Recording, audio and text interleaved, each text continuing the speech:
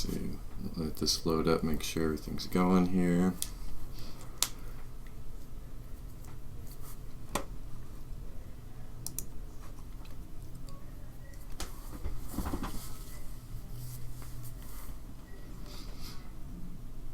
Alright, so I'm going to be doing the Journey to Ngoro full card review. They finally just released the rest of the cards earlier today. It's a fun little preview stream. Hopefully get some chat input here.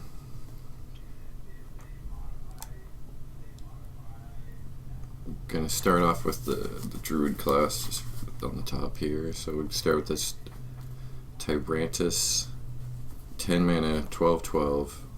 Can't be targeted by spells or hero powers. Seems, I mean, if it had taunt,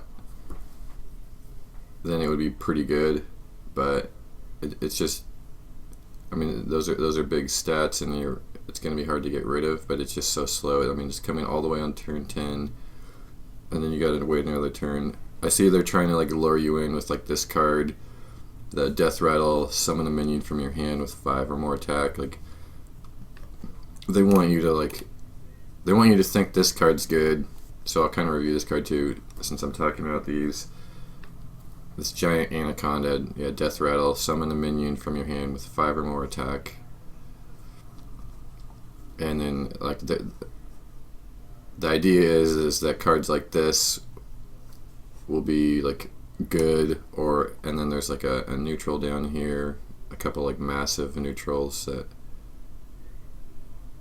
let's see if I could find it.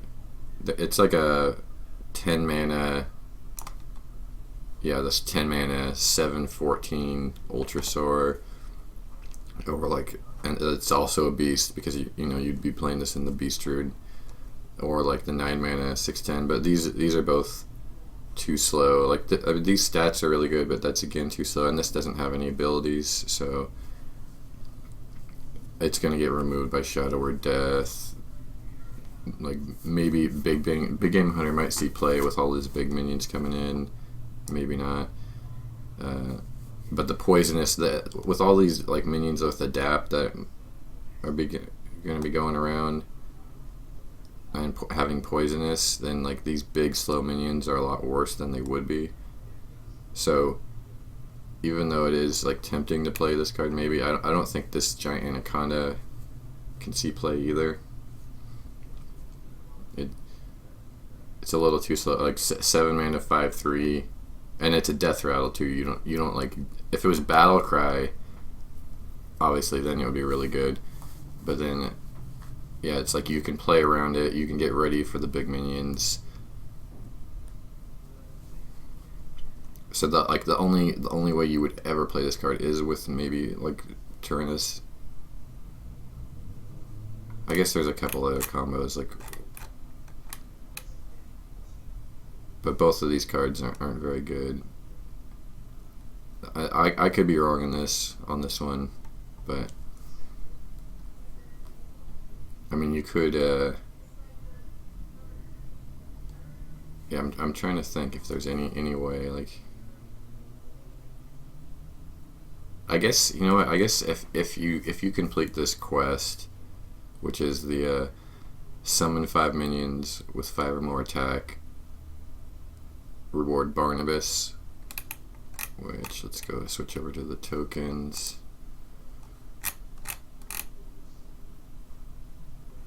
Barnabas, where is it? That's weird. Oh, they didn't update all of them. There's a few cards missing here, but Barnabas is, it makes all your minions cost 0 for the rest of the game, which is really insane. Did I just like miss it here? Was it? Am I just not seeing it? I don't know where that card is at.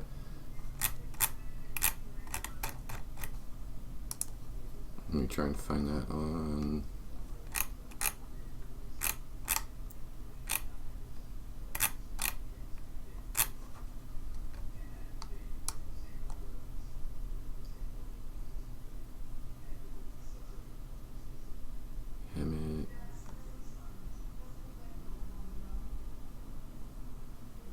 Oh wait, I know. I didn't update the tokens page. I pulled this up so I could just look at the tokens really easily.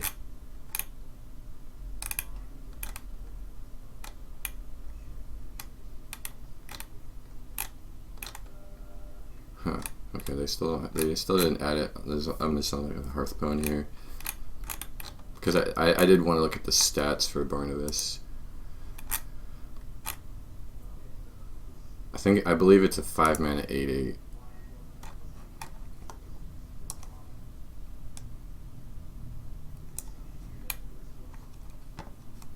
Let me try and find that.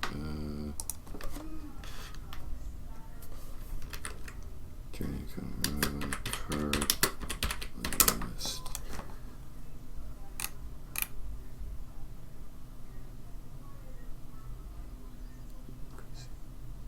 Gosu Gamers had like pretty much all of them. Huh, maybe they didn't. Maybe that wasn't them.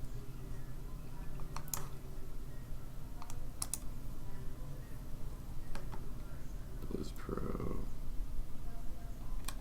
I just want to double check. I'm pretty sure it's just like a vanilla. It's a beast, but it's a. Or yeah, I don't even know for sure if it's a beast. I'm pretty sure it's a 5-mana 8/8.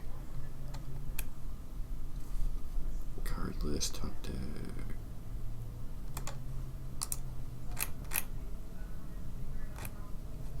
I'll just do classes Druid.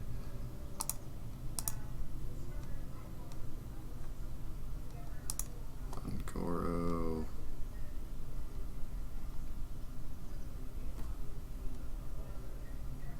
Wait, can you not? A Journey to Angora.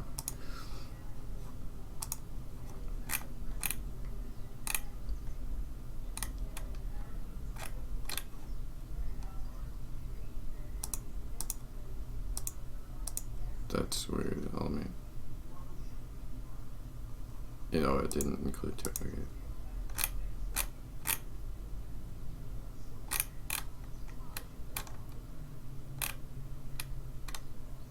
Okay, there it is. Yeah, okay. Yeah, 5-mana 8/8. Reduce the cost of all the minions. Like I said, it's worded a little differently, but yeah, reduce the cost of all the minions in your deck to 0, which is insane. It's basically a better version of Aviana. Well, and I mean, there's definitely gonna. I'm trying to just figure out if this quest is just completely game breaking or not. Like, how easy is it to summon 5/5 or more? Like how. Like Druid doesn't actually have a lot of very many 5-attack minions. I guess like that's what you're supposed to put this in for that. But again, it's. I don't know, if you're doing that whole 5-attack minion archetype, maybe you could do one of maybe. I still don't know for sure on that.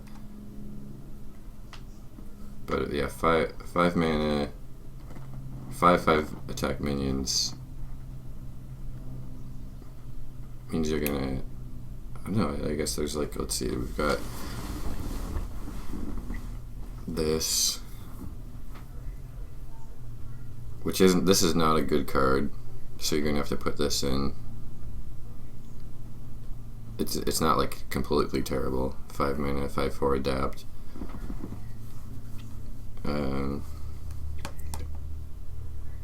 The quest is so broken that you could afford to put in some of these bad cards like that. Battlecry, if you're holding a minion with 5 or more attack, adapt. Like, I mean, again, this card's not good, but if you're doing this quest, then it becomes okay. And let's see what other 5-attack new minions are there.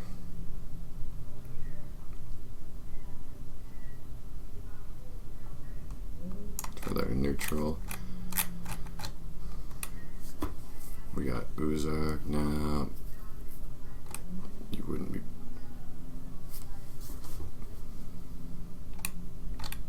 This could help you hit that at the end. I don't know if you probably wouldn't play that in that deck. Oh, Blaze Caller. Oh no, you wouldn't because it's only good if you have elementals, so that's not in there. Murloc, no. This one would go in there. It's a beast, and actually, I mean, you don't even. Do you even care if they're beasts in that deck? I guess you probably don't. Battlecry, adapt, then adapt. That's so slow. Like.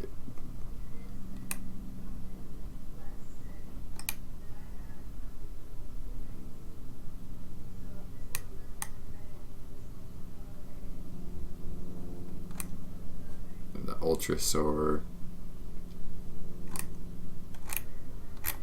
Yeah, I'm not sure. So maybe the quest isn't as insane as I was initially thinking it was. Because, I mean, it is just a better Aviana. But it seems like, I guess, you have to make your deck significantly worse than it could be in order to have, like, all these 5 attack synergies. Or you have to make it really slow. Like, you basically either have to make it worse or you have to make it a lot slower, and I don't know if you can afford to do that with all these new quests and archetypes, because basically the way it's set up right now is, let's see, I think like every class has a way to where you can't just like go long game anymore. Like you're not going to be going to fatigue anymore after this expansion, which is unfortunate because I actually like those really long games where you're going to fatigue and you really have to think things out. I mean, not that you're gonna not have to think things out here, you will, but like that's gone because let's see, like Druid's gonna have, you can play any minion for free, like, but that one's slow. Like I said, like it's one of the slower ones. Hunter's Quest is like that's gonna put you on a serious clock. They're just gonna be spamming out like raptors. Mage has like the skip a turn mechanic. I mean, not skip a turn, an extra turn, which you can basically use to turn any like giant minions into charge minions, and then on top of that with spells or other way around, like you basically have like 20 mana, so you can just spam off like tons of spell damage, so you can burst someone with that. Plus, I mean, there's probably still some form of freeze mage that's good. Paladin's got the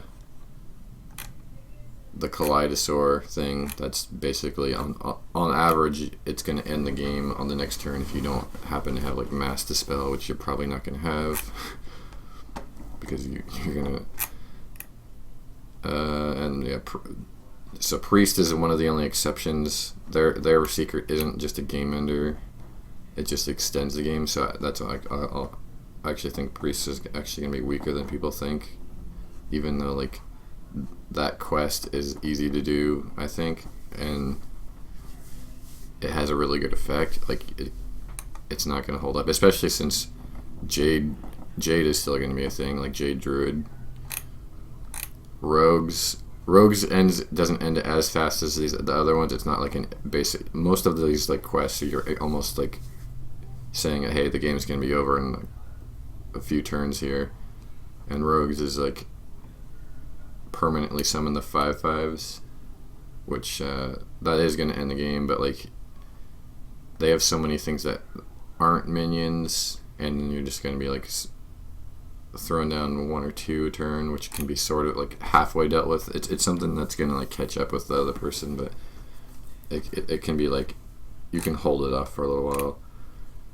Let's see, Shaman's just got like, they're gonna have like 2 insane mid-range decks, maybe 3 if the Murloc one is good, and so you're gonna die before you get to that late game. Of course, Warlock's the discard. That one I think is gonna be easier to pull off than people think it is, and that ends the game. Gonna be ending the game like really quick once they start spamming out 2/3/2s every turn. Warriors are going to be like one of the slower. That quest is like a slower one, where you're not just like instantly ending the game because you just have a bunch of taunts and you're throwing that 8/8. So again, like I think that'll be like that quest will be kind of one of the weaker ones. So, and they don't.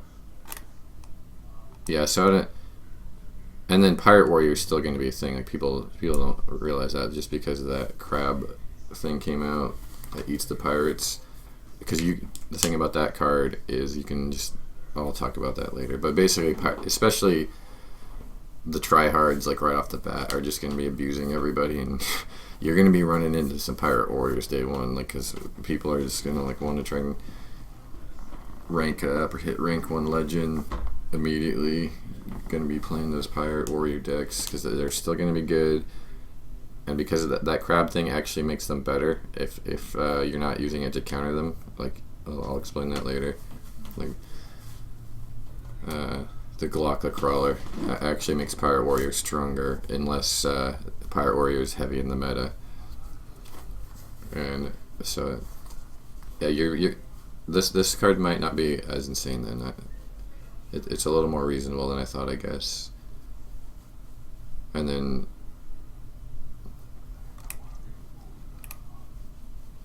yeah, so not that, yeah, a little more reasonable. I was thinking, my initial thought was that it was just completely broken, but I'm not thinking that anymore. It's definitely, your deck's going to be a really good late game, but it's slow and weak early. So moving on then to Living Mana. Transform your mana crystals into 2/2 minions. Recover the mana when they die. I really like the design of this card just because it's something really different, but I feel like Druid lost some token stuff. Like say like League of Explorers, or they lost Raven. This was in some of the token Druid decks.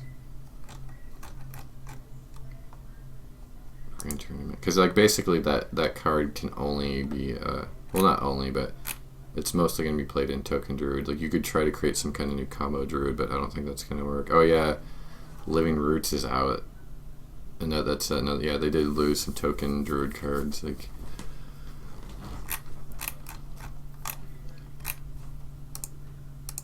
I mean, you could combo it with Soul of the Forest.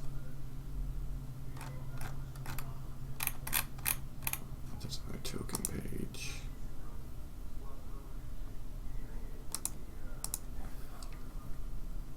Yeah, I mean the idea is like the way you'd want to use this card is to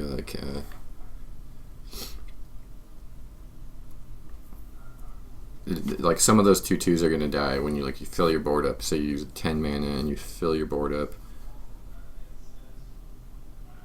Actually, I guess you could play this on turn. You could play it a little earlier too, but I don't know if that would be the right play.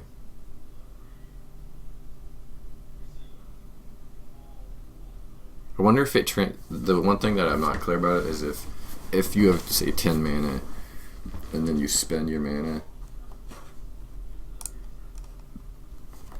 like does it only do the empty mana crystals, or I mean the unused mana crystals, or is it just all of them? Can you like play a spell first and then do it? Like either way, you want to like spam them these tokens and then Savage Roar the next turn and use it as like a finisher. It probably won't work in this. I think this is a card that's going to be, you won't see it play this expansion really, but then in the upcoming ones, cards they add, they're going to add some more token Druid cards in, I bet, and then it'll be good. So 4 mana. Evolving Spores, adapt your minions. I mean, that's it's like they want you to do that. Or again, this is a token Druid card, and like I was just saying, they removed token Druid, but they're adding in. But these are both, or this one's so situational, but this one's relies on you having stuff on the board already. And like I said, like they took away Living Roots, they took away Raptor wasn't okay. I forgot to look at. What about in Black Rock Mountain?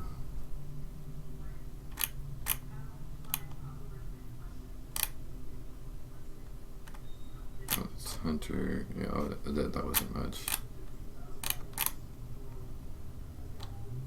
that didn't really have any token druid stuff. Okay.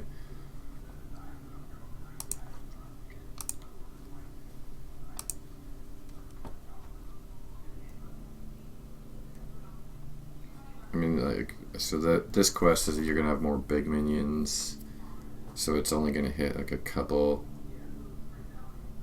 There's like another clarification thing is like how good this card kind of depends on. Does it just randomly adapt your minions, or do you get to choose every single minion, or does it bring it up and it gives you like the option, say +3 attack, and it does +3 attack to everything, or no, I'm not clear. Let's see.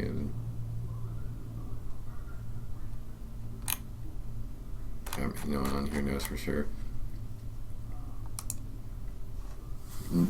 I can't say for sure if this card's like terrible or not, because I don't know if you get to choose your adaptations or not. So, but for now I would say this card's not that good. Shell Shifter, 4 mana, 3/3. Choose one, transform it to a 5/3 with stealth, or a 3/5 with taunt. Now this one's that's a good card. Like, so it's either like if you're playing against aggro, it's a taunt. It's a Ascension Shield Master, and if you're doing this quest, that counts for the quest, or if you want to put on the damage or try to set up a lethal. Yeah, so this card works basically in pretty much any Druid deck. I wonder if you could even put it in like one, like a like the Malygos style one to like buy time. Maybe it wouldn't go in a Malygos Druid, but it could basically go in any other kind of Druid, Chokin Druid, this quest. It's not a beast, but it can still go in a beast Druid. It's good enough.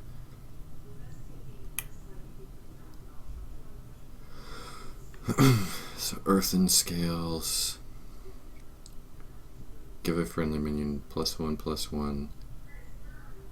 Then gain armor equal to its attack.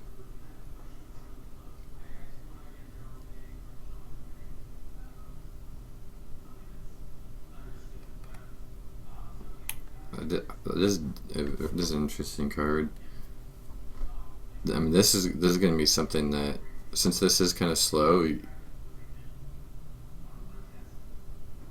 this can buy you a lot of time. So it's good against aggro. It's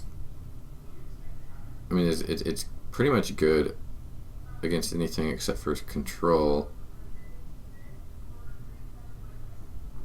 because it's taking up card space. But it's like, would you play it against mid-range decks? I think this is basically overall good. This is going to be a good card. It'll basically see play in all the decks that you could put this Shell Shifter in. Yeah, definitely. That's a good card. Yeah, this one we're winning over. I don't think this is good, but you probably are going to be putting it in the quest deck just because it's 5 attack, and who knows, like the adapt might adapts like pretty good. I think it adapts better than people think it is. Because it's so versatile. We got, talked about this one, right? Elder Longneck. Yeah, this one's not good. It's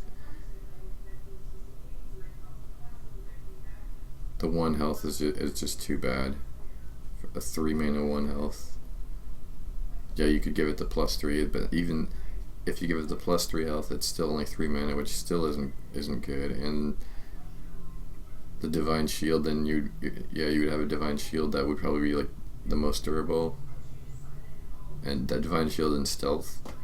But 1 damage AoEs or random 1 damage, like with missiles or something, that's too easy to pull off for the Stealth. And the Divine Shield then only has 2 health. I think this one's a pretty bad card, honestly. Can it? Can it even be in arena? It's probably even not even good in arena. This card is good in arena though. Like this one, like it's battle cry. Add a random minion with 5 or more attack to your hand. I actually think this is a good card. Like I think other people, I've only seen like 1 or 2 people talk about it, but just like briefly, and I get the general consensus like that people think this is not a good card. But again, like remember, you're losing living roots, and Druid doesn't have anything to play on like the first 3 turns. So this is something to play, and if you're doing that quest, then it guaranteed gets you something for that quest. And yeah, add 5 more attack. If you play it in combination with what was the other one? Yeah, this one. If you're holding a 5 attack minion. Oh yeah, I didn't even like this card. Even if you always have a 5 attack minion in your hand, isn't good. And that's not to mention that a lot of the times you won't, so you can't even play this on turn 3. And if you play it after turn 3, it's pretty much never good. Yeah, this is I don't. Maybe I'm missing something. I think that this is a very bad card. But if you're playing this, then you can curve into it, and they almost got all the cards they released are almost a little curved, like 2, 3, 4, 5, and all these work towards that quest. So if you had 2 of these, 2 of these, 2 of these, 2 of these. See that? I mean, but that's that's why I was saying like I'm kind of scaling back on how good I thought this quest was, because it's not about like how hard it is to complete. Like it's more about then you're gonna have to put this really bad card in. You're gonna have to put this card that's not that good.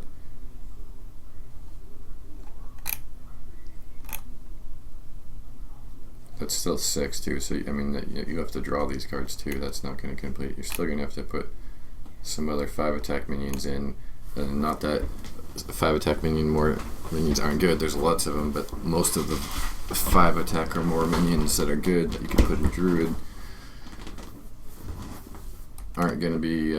They're going to be cost 8 mana, 7 mana, whatever.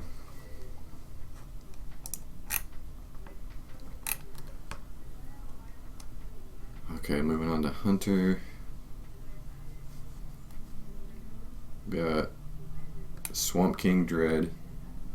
Very good card. One of the best legendary, or one of the best class legendaries they revealed.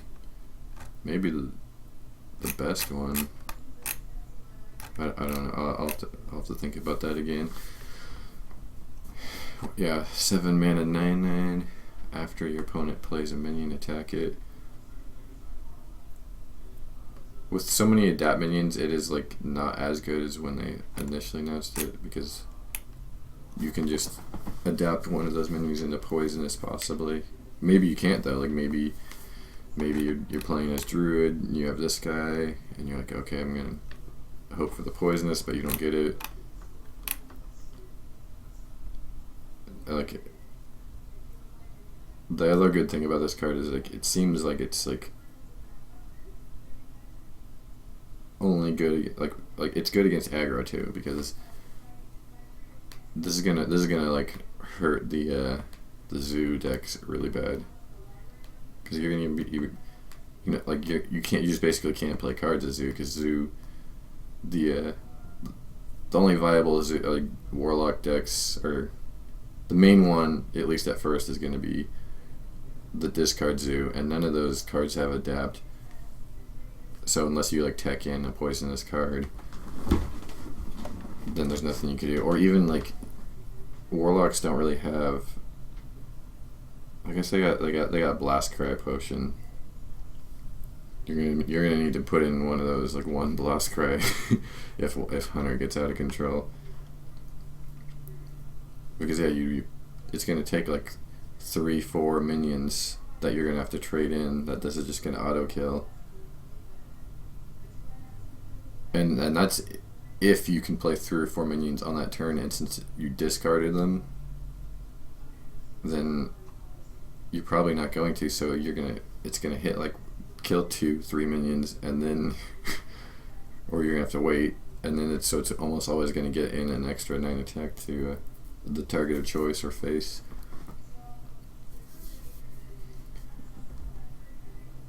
Yeah, it's and the stats are a really good deal. 7 mana, 9/9.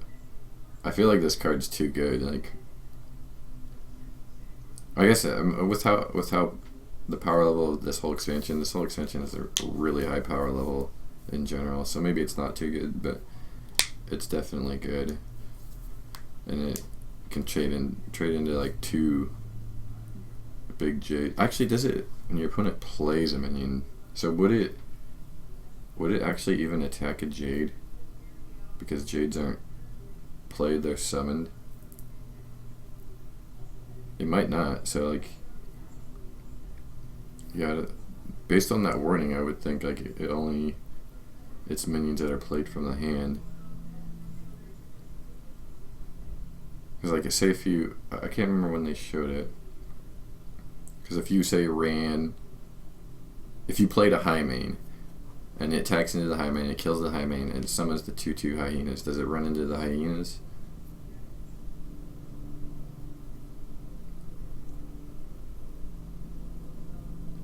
I'm not sure, but yeah, this is definitely going to be a staple in the mid-range version of Hunter for sure. It's good enough to where it might even just be in the Raptor one too. And then it's a beast, so like all these ones that like summon a random beast and all that and put them in your hand, like you're gonna probably get it randomly. We got the Marsh Queen. Play 7 1-cost minions. Reward Queen Kursama. I wish they had them just like right here. And Queen Kursama is a 5 mana 8/8, shuffle 15 raptors into your deck. And it's these raptors, it's not this raptor. Or there's another, or that raptor. It's confusing.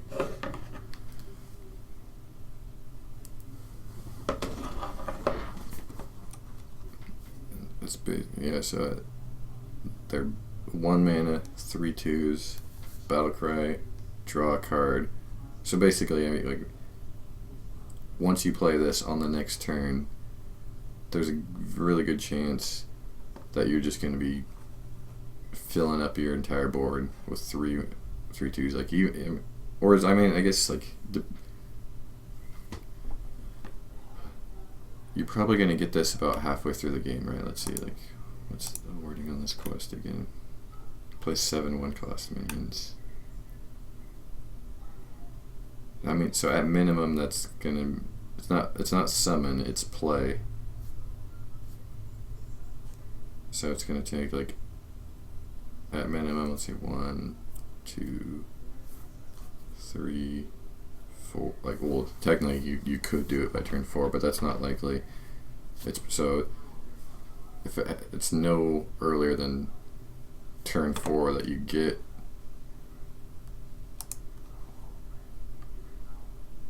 Does it summon it? Reward. No, you get it in your hand. So the very fastest. Oh wait, I guess there is other ways. Technically, you could get it faster. Right?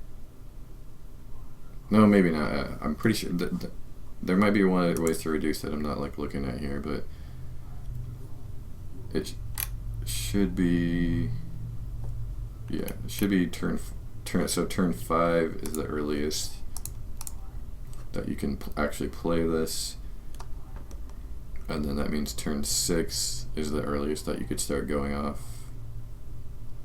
But that's not likely. So you're probably not gonna get this until more of like turn 6-ish, and then you're going to be playing on turn 7, and you might be holding off on playing on turn 7 because this would be might be a better play depending on the situation.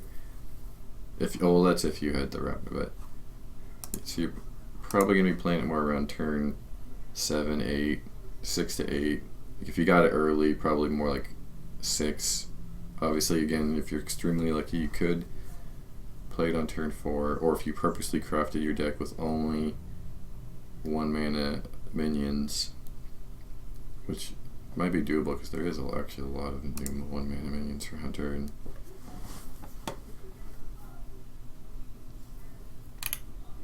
seven, maybe not. maybe you can't do that.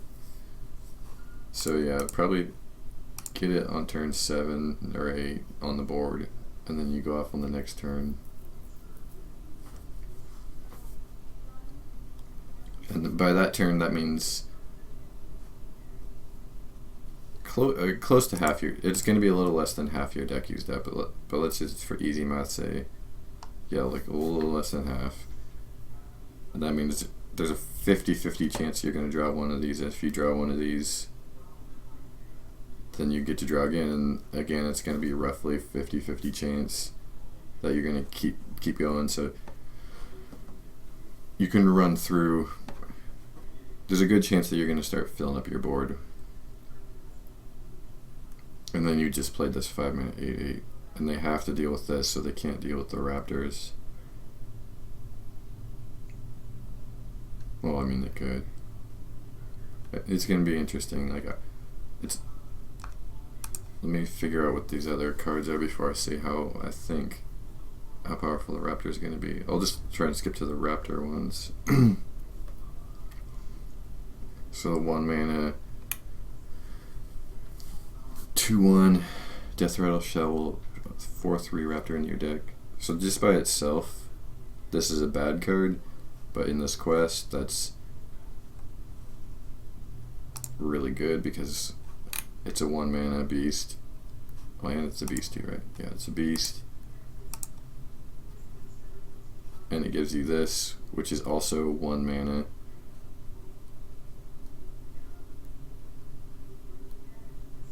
Why is it like, yeah, that's why the reason why this is bad, you'd think like that's really good value, but the thing is you're playing it on turn 1 at best. But even if you play, so like this is the best case scenario, and if it's not in this raptor deck, then you play it on turn 1 and it gets attacked on turn 2. Like, you go first, you play it on turn 1, then they play on turn 2, and you trade in, like, you have like a good trade or for some reason. Or you probably won't have a good trade because you probably won't, because they're not going to play into your trade, so you're not going to have a good trade. So you're going to attack their face with it, and then on the next turn they're going to hit it. So that's your turn 2, and then you play something else. Then this goes into your deck. So then minimum turn 3 you draw, you get really lucky, you draw this on the next turn. That would be basically the only time that this is going to be good. Other than that, then you're going to get this later in the game, and yeah, 1 mana 4/3 is insane, but you had to play the 1 mana 2/1 to play it, and it is later in the game now, so like a 4/3 is not so great anymore. But yeah, in this, it's a 1 mana minion that's giving you another 1 mana minion. And there is this card, Tolvar Warden, draw 2 1-cost minions from your deck. So in the Raptor deck, then there's a good chance you can draw this. And maybe even like on turn 6, you can either play this and that, or you could play this on turn 5, and then on your turn 6 you can play possibly 2 of these, or this and something else. The second one of these raptors, one of this bird. I think it's going to be, so yeah, looking at it, and then I'll switch to this. Field Macaw, Battle Cry, add a random beast to your hand. This one's a good card. Now this is basically good in every single hunter deck because right now the only thing they have on 1 mana, if you're not not in a Raptor deck, just on right now, is just Fiery Bat, and that's fine. That's good, but that's just not enough. And now you have this, not insane or anything, but it's something to play. It's a beast, and it gives you random. It gives you more cards, more to play with. And since Hunter has a problem with running out of cards, that's going to be good. And that also makes me think that this card, your hero power becomes give a beast +2/+2, which I really like. This is actually a way for Control Hunter to potentially be a real thing, or at least, yeah, Control Hunter is a possibility. Mid-range Hunter is a possibility, like a strong one. I really like this card. It seems like it's a little strong, but again, like everything, that was like my reaction to a lot of these, like so many cards in this set. My reaction was, man, that card's OP. That's just it's too strong. It's gonna break the game. But there's so many of these cards that everything sort of seems like it's gonna be on an equal-ish playing level. I do think like with so many of these strong cards and like all these crazy secrets with these insane legendaries you get out of them, and some of the new legendaries that are just good by themselves, like this card, that there is going to be 1 or 2 archetypes that are just like so broken that like I don't think that they're going to be all completely even. Like even though they all have like strong stuff they can do, there's going to be like 1 or 2 that are just like, oh, okay, you're that broken, then like we need to change this now. And luckily with the way they updated their client, they can like nerf cards like faster now. Like a lot of like people didn't realize before, they're getting a lot of shit for taking so long to react to like broken metas and cards that are too strong. But a lot of that wasn't, not like they knew what the problem was. It's just that like when those things come up, there's like the certification process that people don't understand about video games, where you have to like get approval and do this, and you got to submit this, and you got to go through the board, and you got to do all this stuff, and then like that takes so long. And then like the way the update is too, on top of that, like you got to like the updates the way they were before were really large, and since this is most people play this game on their phone, then it's not feasible to like have people download it. Especially a lot of people don't have unlimited data, and so they gotta pay for that gig or plus, like that's eating up all their stuff, and they just can't do it. And now they found a way to update it with like a lot smaller file size, and that's gonna speed things up. So hopefully when something comes out of this after the first 2 weeks that's completely broken, because I'm almost positive there will be. That's a phone. Yeah, they'll be able to fix it. But back to Hunter. Yeah, Hunter has at least 2 archetypes that are really, well, they've probably only 2 that are good, but they've got this new Raptor Hunter thing, and the mid-range Hunter actually might be better than that, just because like this new power really helps out a lot, because it, like, again, it makes this card that you can play in Raptor Hunter even, but then you just have this on the board, and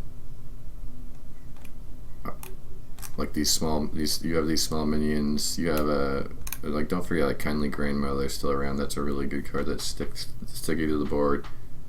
It's a beast, and it summons it. Let me double check that the grandmother itself is a beast. I'm pretty sure it is. The wolf that it comes out of is a beast. Goblins returning to Angoro. Mean Streets.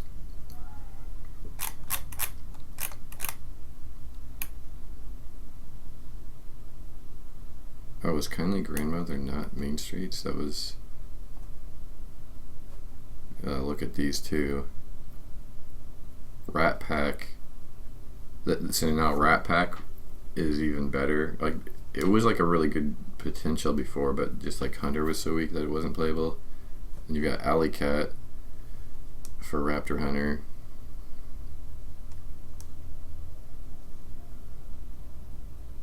Rat Pack, yeah, because the thing about the Rat Pack now is that you can play it on the board and then buff it.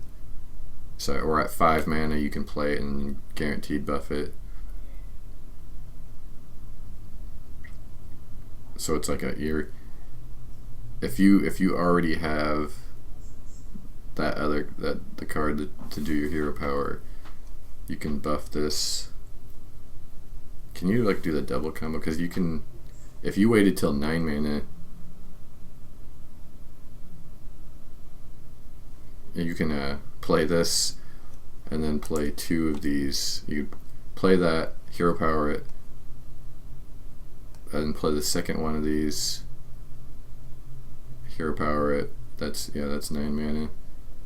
You could buff your Rat Pack up to 6/6, but that's probably not. But what is likely is already having it and just like playing Rat Pack and buffing it.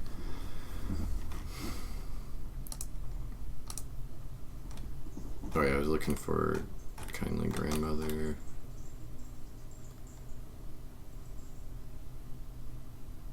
That was a Karazhan.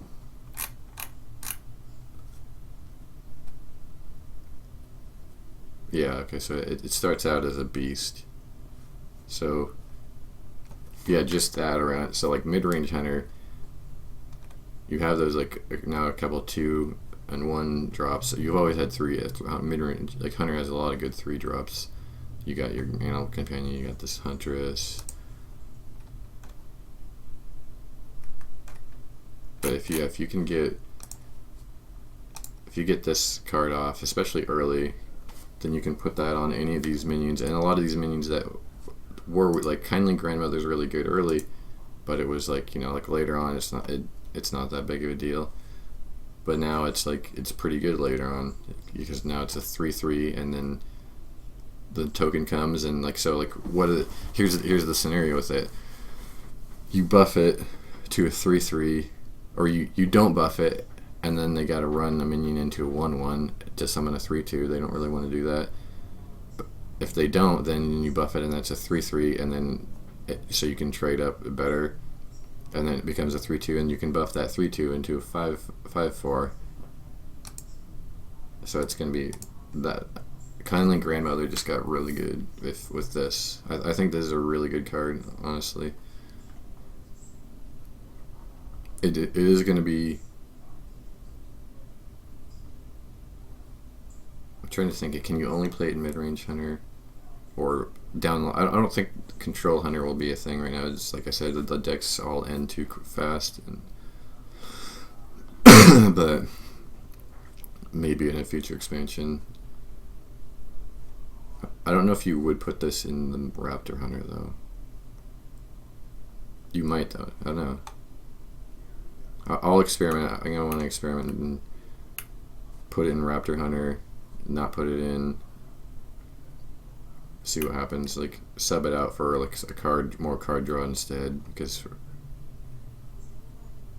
you're gonna want to try and like spam out the Raptor quest as quick as you can. Okay, moving on.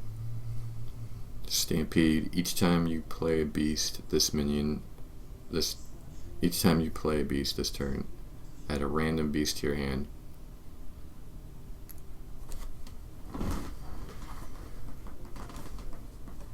But yeah, that again, like that.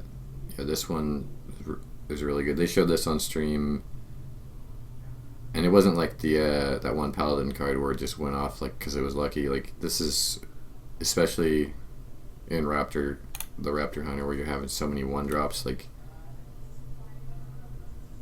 this is gonna go off. This is like a lot. This is better than Lock and Load for sure. Because like Lock and Load, you're playing spells and you run out pretty quick.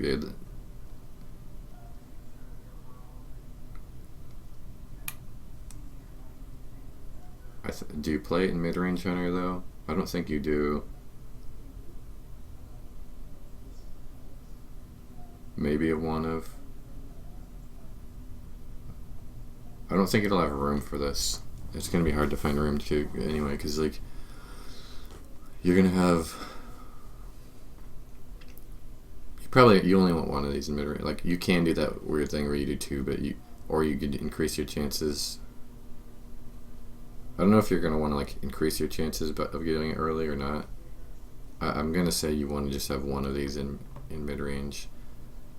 But like so mid range, you're adding this. You're adding this.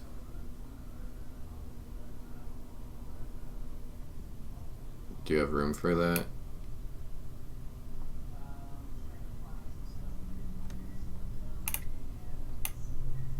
Because you might be adding this. So I went over that. I already basically went over this. This is only good in Raptor Hunter.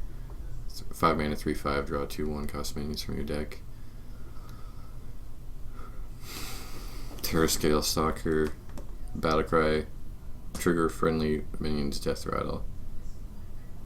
Yeah, so you might add this in mid range or a one of.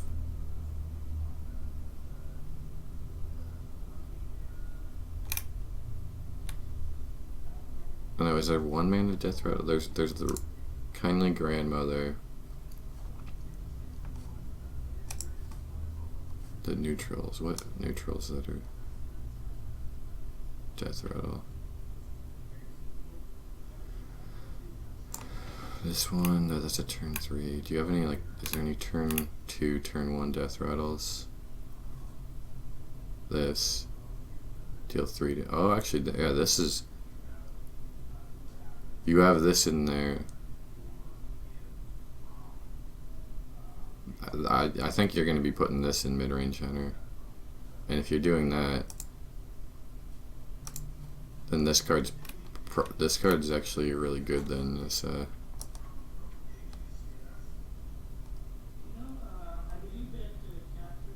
Let's see. The Tortoise Scale. That's really good. I think this is really good, and yeah, definitely good in mid-range Hunter because you've got those two. I think that one card's really good though. Two mana, do 3 damage or whatever to random enemy minion. That helps for board control.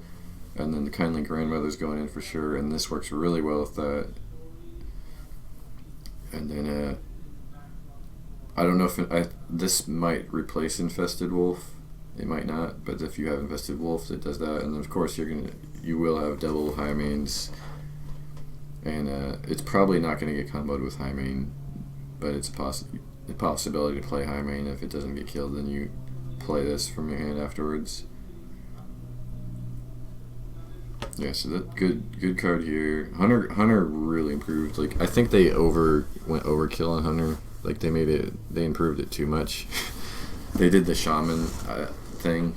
It's like because their Hunter hero power is already good. So even if you don't replace it with this is even better.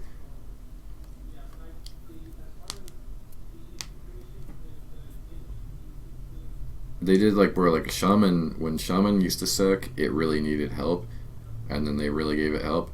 But Hunter was actually just like, it wasn't that far below tier 2 decks, like the Hunter deck that was out in the previous expansion, but they gave it a lot of help. And it didn't need it's probably going to be one of the best classes. It's probably. I'll wait to say that until after I get through everything, because like again, they gave everything, every class, almost every class, got something insane, and basically the only one that didn't was like Shaman and Warrior. Like Warriors is just good, and then Shaman was already good, so they didn't need it. But they still got they got a ton of good stuff too. Like Shaman's probably the strongest, but it's probably gonna be like Shaman and Hunter are like gonna be tier 1. Maybe some version of Paladin, but probably not. Paladin's probably just gonna be tier 2. And then the discard lock is really hard to say. It could be a tier 1 deck, but like a lower tier 1. Oh, okay. Finish the last of these. Crackling Razor Maw. 2 mana.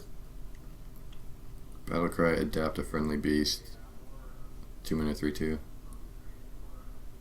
And it's a beast.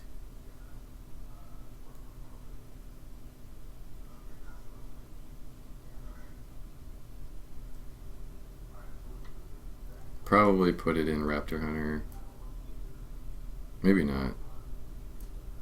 I'd have to build that deck first. I'm gonna do like some theory crafting, either late tonight or tomorrow, or maybe like a different day. But I'm gonna like pre-build some decks on Hearthstone and see for sure. So I don't know. I feel like I can't like say for sure if this card's like how good or bad it is. Right now I'm just kind of like, I don't know how I feel about it. It's not like, it's definitely not impressing me. It doesn't fit neatly into mid-range or Raptor, I don't feel like, but you definitely could play it in Raptor if there's room, but I don't know if there's room. We got the spell. They got kind of like almost, yeah, it's like mini power shot, 2 damage to a minion and 1 damage to the adjacent ones for 2 mana.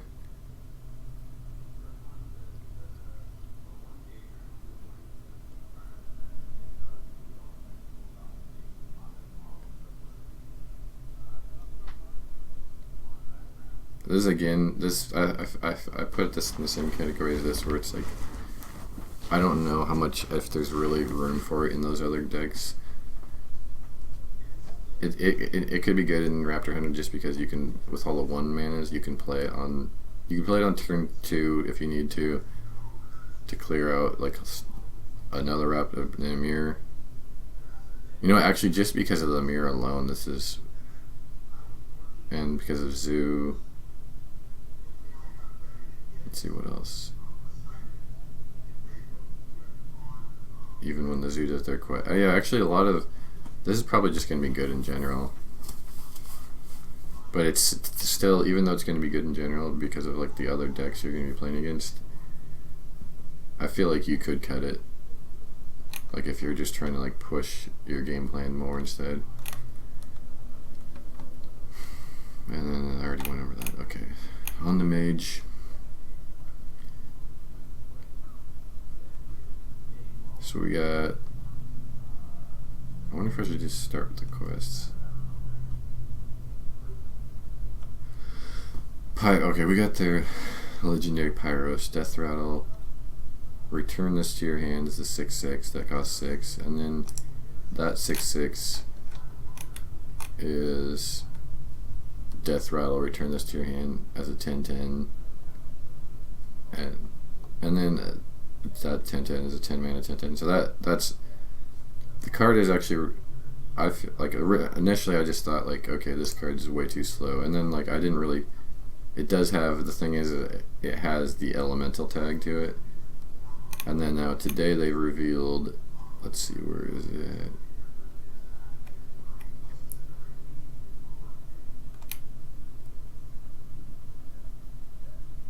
Okay, so there's something that like there was a minion that was on the stream played as a shaman. Like I think Hearthstone is like 1 card wrong. I'm not sure or not, but I think it's this. Oh, they don't have it on here either. Oh no, this one. Fire Plume Harbinger Battlecry, reduce the cost of elementals in your hand by 1. I don't know for sure if this is actually a shaman card or if it's a mage card, because it was like played in the other deck, but then I wasn't paying attention and it might have been summoned like by the discover. Let's see. Oh yeah, like I think it's supposed to be in mage, and then they put it in shaman. But then like all these odd up, every class got 10, right? 1, 2, 3, 4, 5, 6. Maybe, okay, maybe not. I don't want to say anything concrete on that until I know for sure, but there was people seem to think that they might have accidentally, here at least, switched. Let's see if they have. Oh yeah, I'll do mage. Let's see if they have the same.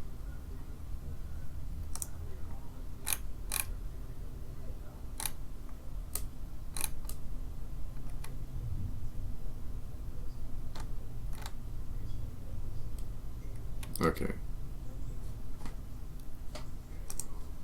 Never mind. They seem to switch it to that too.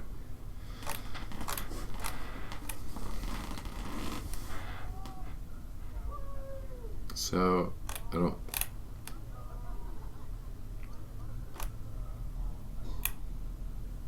Yeah, I thought you could reduce elementals on mages, but it's weird. Mage did get, let's see, one. Well, this is like sort of almost like 3. 1 to 3, 2, 3, 3 to 6 elementals for mage, depending on how you look at it. And then flame geyser. Oh, actually, but then this adds an elemental, and then this adds this, which adds an elemental.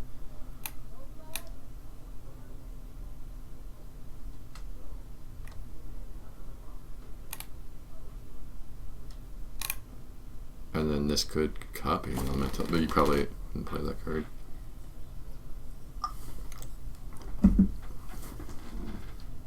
Spell to your hand. I just like bringing this up because it feels like they're trying to push like a mage elemental deck a little bit, but they didn't really give it anything worth playing except for I do have to, before I say that, go down to these neutrals.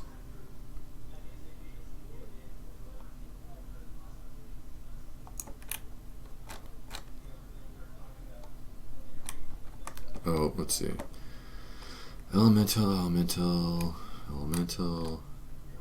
There's so many beasts in elemental. Like, so this expansion added like, I don't know, like 60, 80 beasts and like 40 elementals. Like, it's ridiculous. Almost every card is either a beast or elemental. Most of them beasts. Do any of these reduce the cost?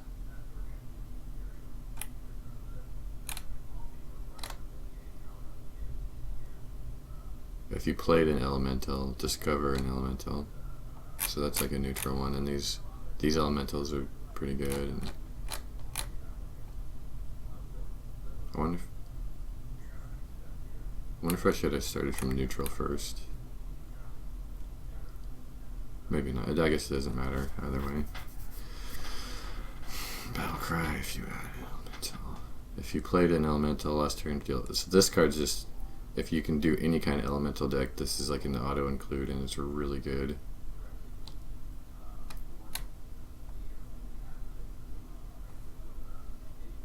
Gain +5 and taunt. Gain +5 health for each element you played. You know, actually, I take it back. I was thinking you definitely couldn't play any kind of mage elemental deck, but now I'm just saying it's not likely. I think you can pull it off. I think you can do it. I don't know. Yeah, that's gonna be something interesting.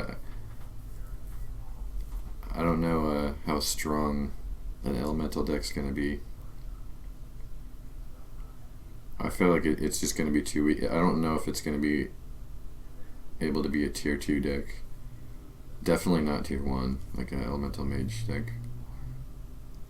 The secret mage is probably going to be the best mage, unless there's some weird freeze mage type.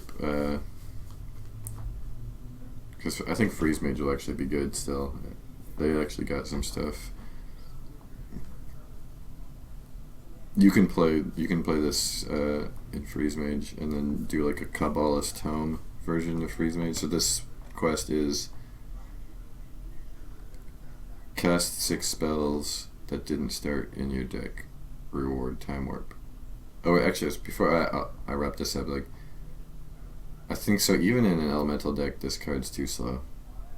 Because I guess I was wrong. Mage doesn't have any like reduce elemental cost cards. Like this enables those other cards, like the 7-mana 6/6 that if you played an elemental last turn, like because there's like like you kill this and it comes up as the 6-mana 6/6. So you're thinking, oh, I play the 6/6, and then on turn 7 I play the other one. But then you're playing. In order to do that, you had to play the 2-mana 2/2, which is just way understated, and then the 6-mana 6/6 is okay, but it's not great. You definitely didn't gain tempo by playing that. So you don't gain the tempo until the next turn. So it's kind of a wash at best. So I think it's too slow. I don't think it's a good card really.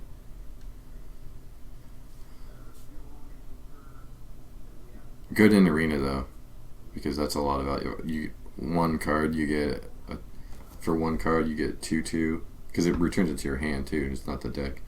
You get for one pick you get 3 cards with 18 worth of stats. Like that's really good in arena, and Mage is already good. So open the Waygate. Cast 6 spells that didn't start in your deck. Reward Time Warp.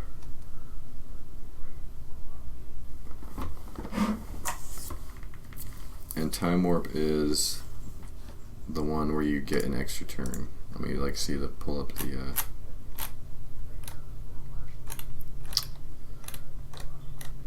okay.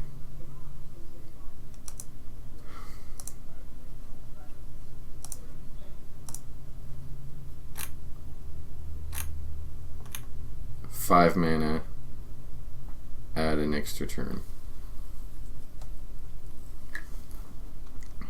I didn't know it was 5 mana, so that actually changes things a little bit. I thought that was a little bit better than it is. I mean, it's a little bit worse than I thought it was. Like, I thought it was just you get an extra turn, so I thought you get 20 mana.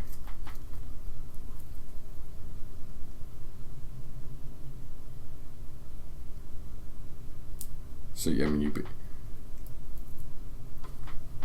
have to use you get 15 mana, but you have to play it carefully because you can't use 2 7-mana spells.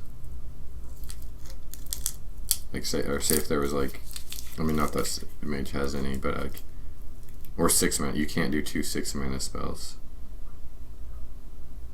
Or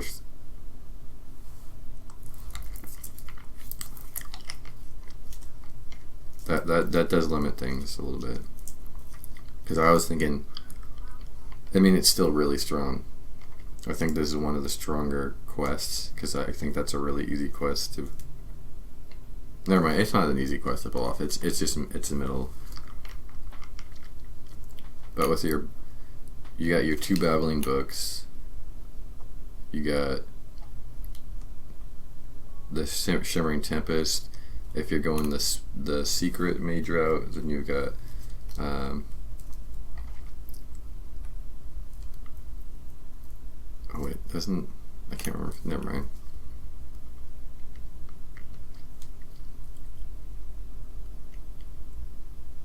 Oh yeah, well you've got this. You're getting a copy. It's the new secret that gives you a copy of their spell that costs 0.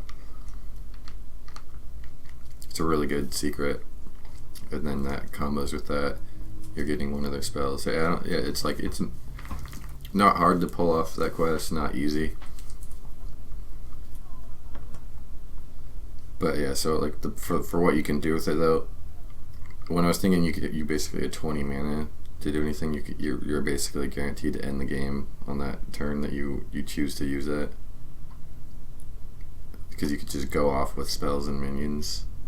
You essentially give it, when you do this Time Warp, you are basically giving charge to every minion you have, is what what people might not realize, because you play your minions. So you play let's say you play like a vanilla 5/5. Like, you wouldn't do that, but let's just say you have like you play cards 5 mana 5/5. Use your other 5 mana to time warp. Give yourself an extra turn, so you get an extra 10 mana. So that minion has charge, and then on top of that, you can go off with fireballs. You can just do one pyroblast if you have that. If you can do arcane missiles, fireballs combo. Like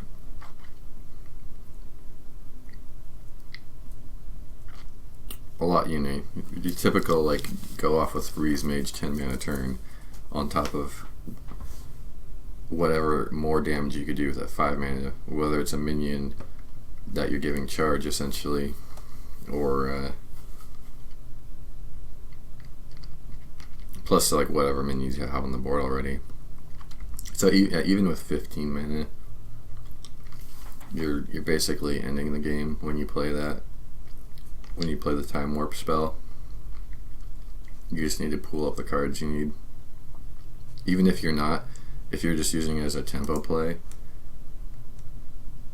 then you're getting so far ahead on tempo by like skipping a turn. It would just be the same. Like, imagine you're just playing a game, and it's any level of closeness at all, and then you've had it happen a million times, and your client freezes up, and then you get disconnected from the game, and then you come back, and an entire turn has been skipped, and now you lost the game because of it. Like, or even if you were ahead a little bit.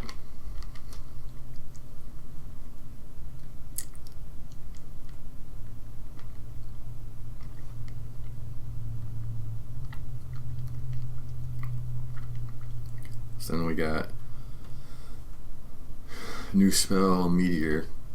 Deal 15 damage to a minion and 3 damage to adjacent ones. So it's like mega explosive shot. And they specifically put this in here because they have so many like massive health minions, and also this kills Jades too. But it's only going to kill one Jade. The 3 damage won't kill the other 2.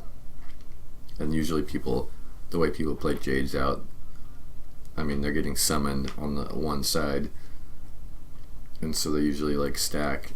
So it's not like you're gonna have to hit the left one, which is the one with the least health. So that's not the one you want to hit. You want to kill the one with the most health, which is the one to the right, and you also don't want to do that because then you're only damaging one. So this is assuming there's multiple. If there's multiple, then you're hitting the one in the middle, and you're not killing the ones. You're just damaging the other ones, and then the flame strike's too expensive.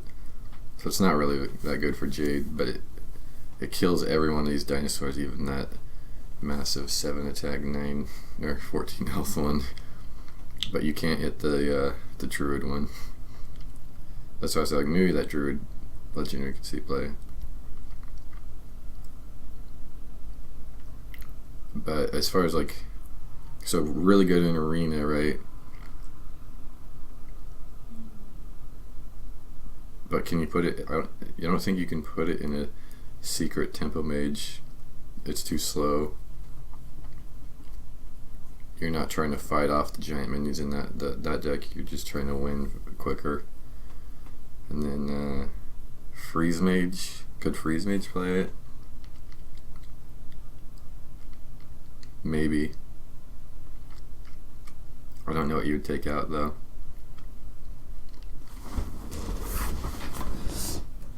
Hey, what's up? The Ancient Secret. I just saw that you came in here. Yeah, so I'll put that on the screen.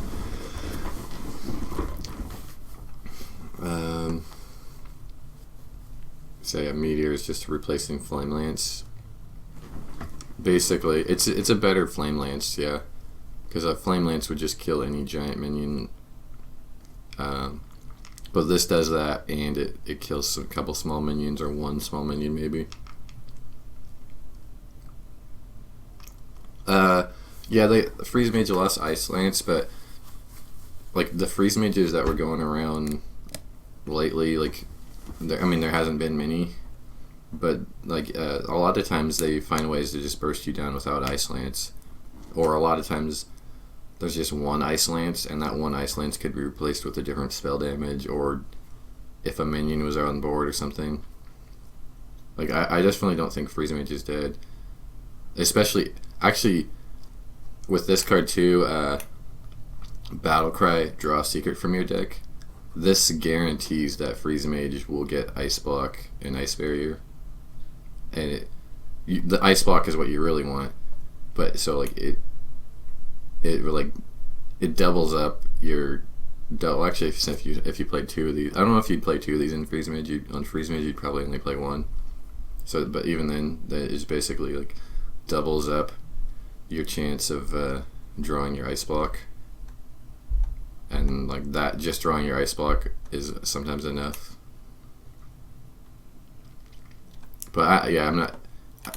Freeze mage isn't going to be the best mage deck. I think there's going to be like two variations of like secret mage. There's like going to be more of like an aggro tempo one, and then there's going to be one that tries to incorporate this card in, and then like you start off with it would be like a tempo, like it would be more almost like a mid-range. I don't know if you'd call it that, but you kind of like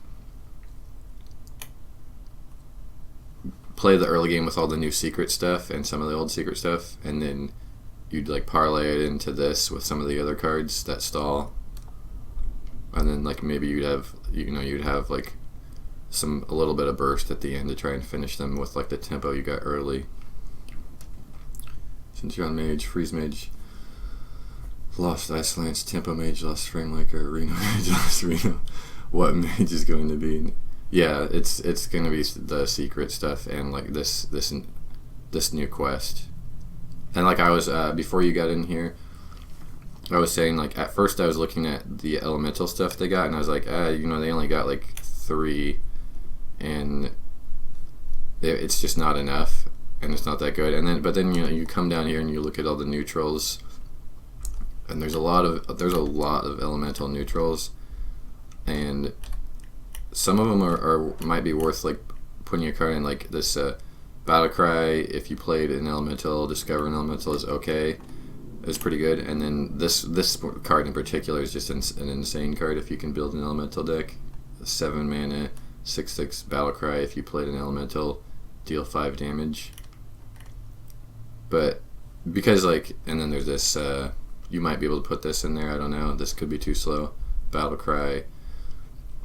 9 mana, 5/5 elemental. Taunt with taunt. Battle Cry gain 5 health for each element you played last turn. In mage, that's probably like in all these cards aren't going to be. They're not going to go off as much in mage as they would in shaman, and they're not going to be. This card's not going to be as big as it would.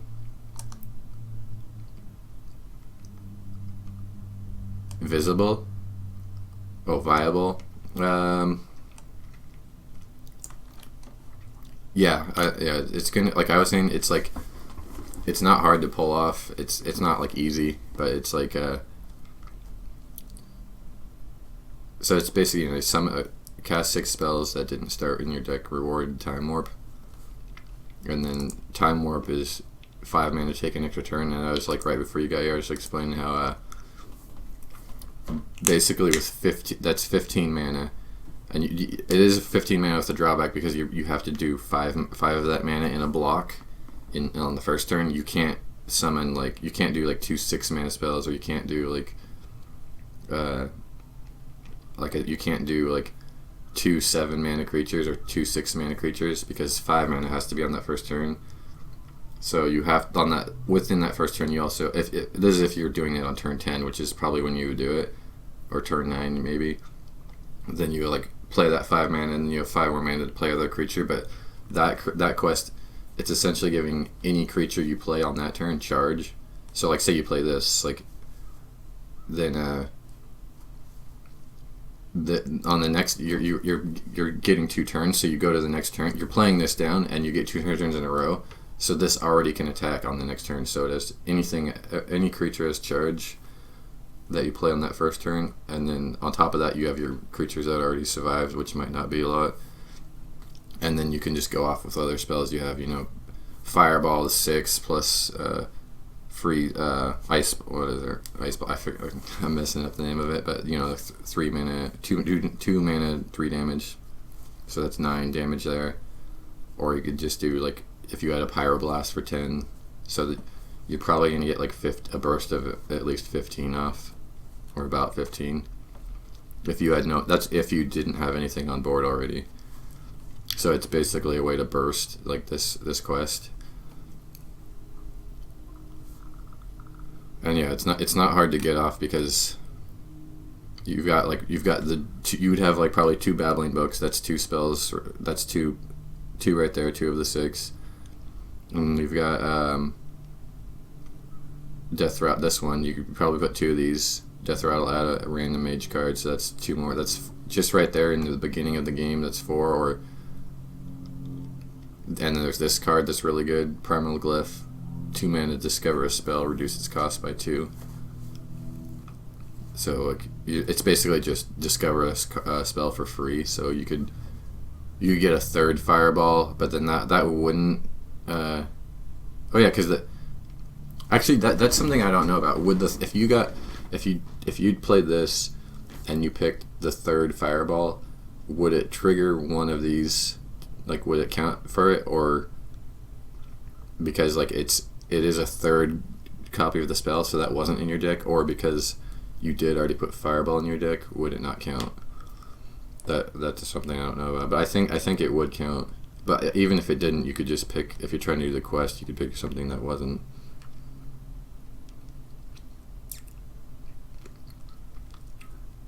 Are the quest decks going to suffer against aggro?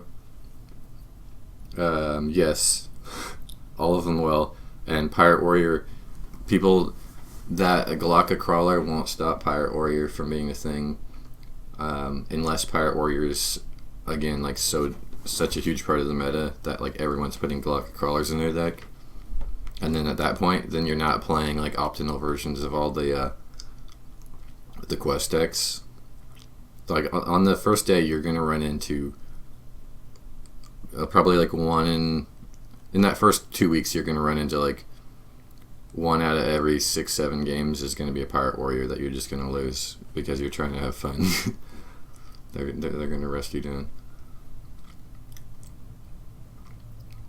Can Glyph doesn't non-mage cards? That's a good. I think Discover always only. If I remember right, Discover only always does your class cards. It never. Yeah, right. Discover always only picks class cards, but and then like you would think like, oh well, what about the other ones where like Discover had like non-class cards were like in the Shaman Priest and whatever, but those ones were tri-class cards, and those were discovering the minions.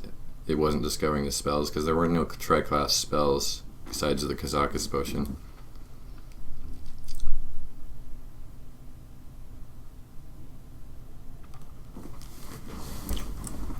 Yeah, so it would probably only be mage. So I'll move on to Steam Surger. Yeah, just looking at 5 mana or 4 mana 5/4 elemental battlecry. If you played an elemental last turn, you get Flame Geyser, which is this 2 mana, deal 2 damage, and add a 1/2 elemental to your hand. Which that on its own, just by itself, is just okay. But if you're getting it free from this, then like that's a lot better. And then the 1/2 elemental is just this little thing. It's a 1/2 elemental.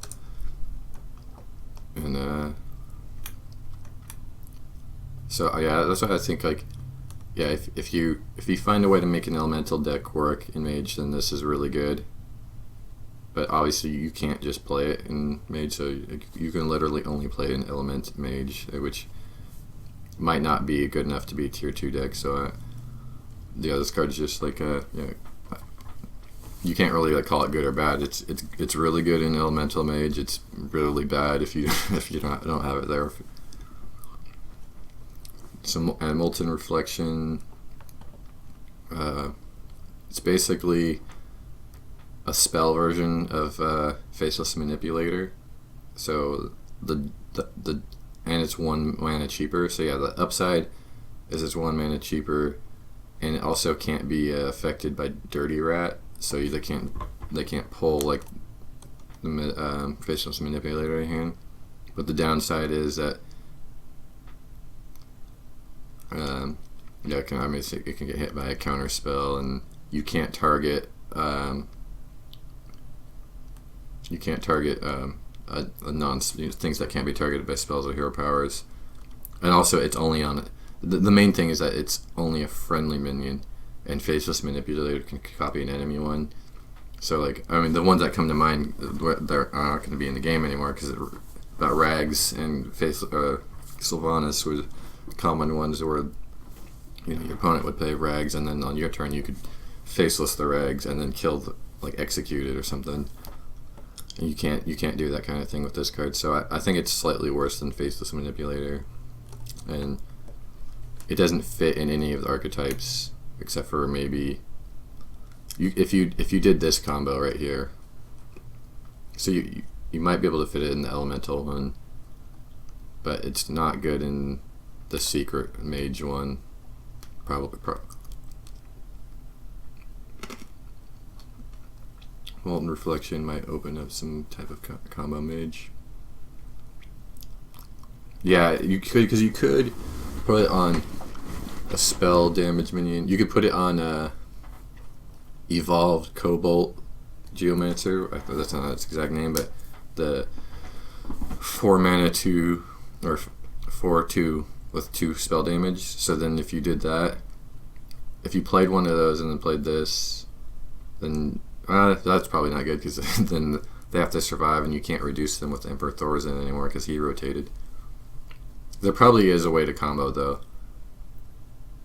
With it, it would probably be with this thing, because like, if I don't know if you saw the developer video today, but like at the end, like Disguised Toast did it, where he had 2 Arcane Giants, 2 Molten Giants. You're not gonna have the Molten Giants, but you are gonna probably have like a nearly free costing Arcane Giant, and then you can play those, and then they essentially have charge, right? Because you're playing them on that turn, and if you're playing them for free, then and you have like 10 mana, right? Then you can play this, and then you could have 3 of them, so you could charge in if they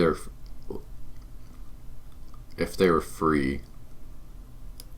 Then you can do 24 damage just with the Molten Giants, not counting the spell damage. So then you just need 1 fireball. So yeah, you could OTK with these two Arcane Giants and a fireball. You can OTK. Spell Reflect. What's Spell Reflection? Oh, if you adapt Leroy. Oh, this plus Leroy. Like 10. That's only 10 or 12 damage though. Right? Or no, wait. Is Leroy... I forgot what they changed him to. Is he 5 or 6 now?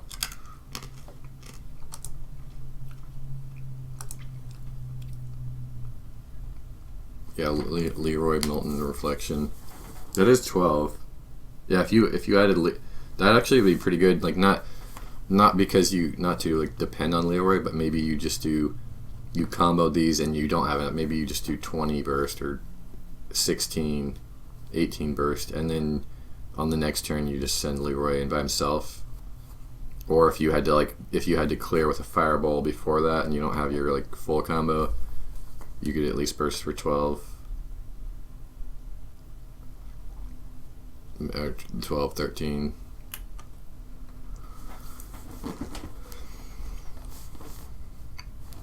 Alright, we got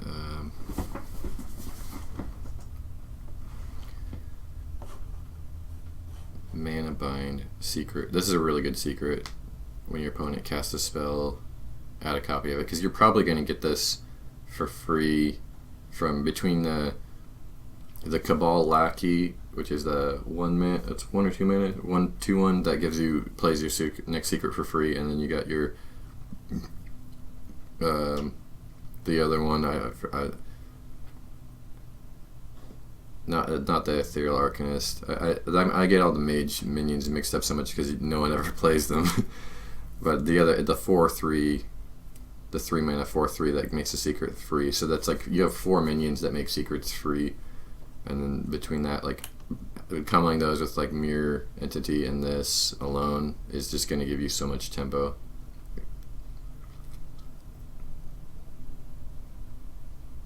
Can Mana Bind take a quest spell? Yeah, I can.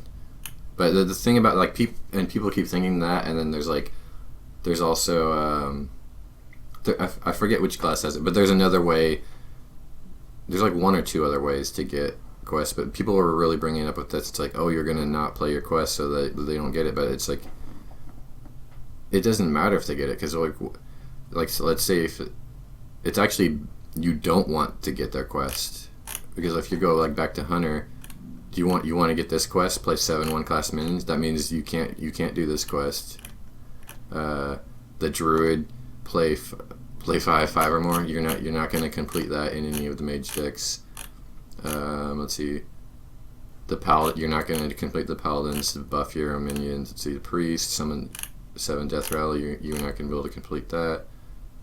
The Rogue, play 4 of the same. That's going to be no, you can't play that. The Murlocs, you can't complete that. Discard, you can't complete that quest. And then 7 Taunt, no. So you literally cannot complete any of the quests if you take their quest. So people are like, oh, you could take their quest and you don't want them to do that. So no, it's the opposite. You don't want to play this until after they play it. Like that's like the trick meta. Like you can play one of those decks, like if they go turn 1 and they play like the Cabal, whatever, the 1 mana 2/1 that gives like the one that gives like the free secret.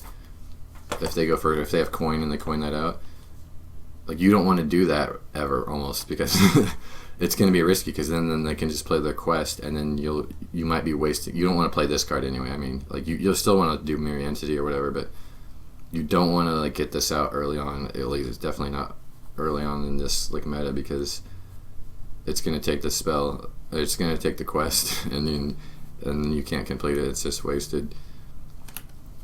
Flame Geyser, but you can counterspell these.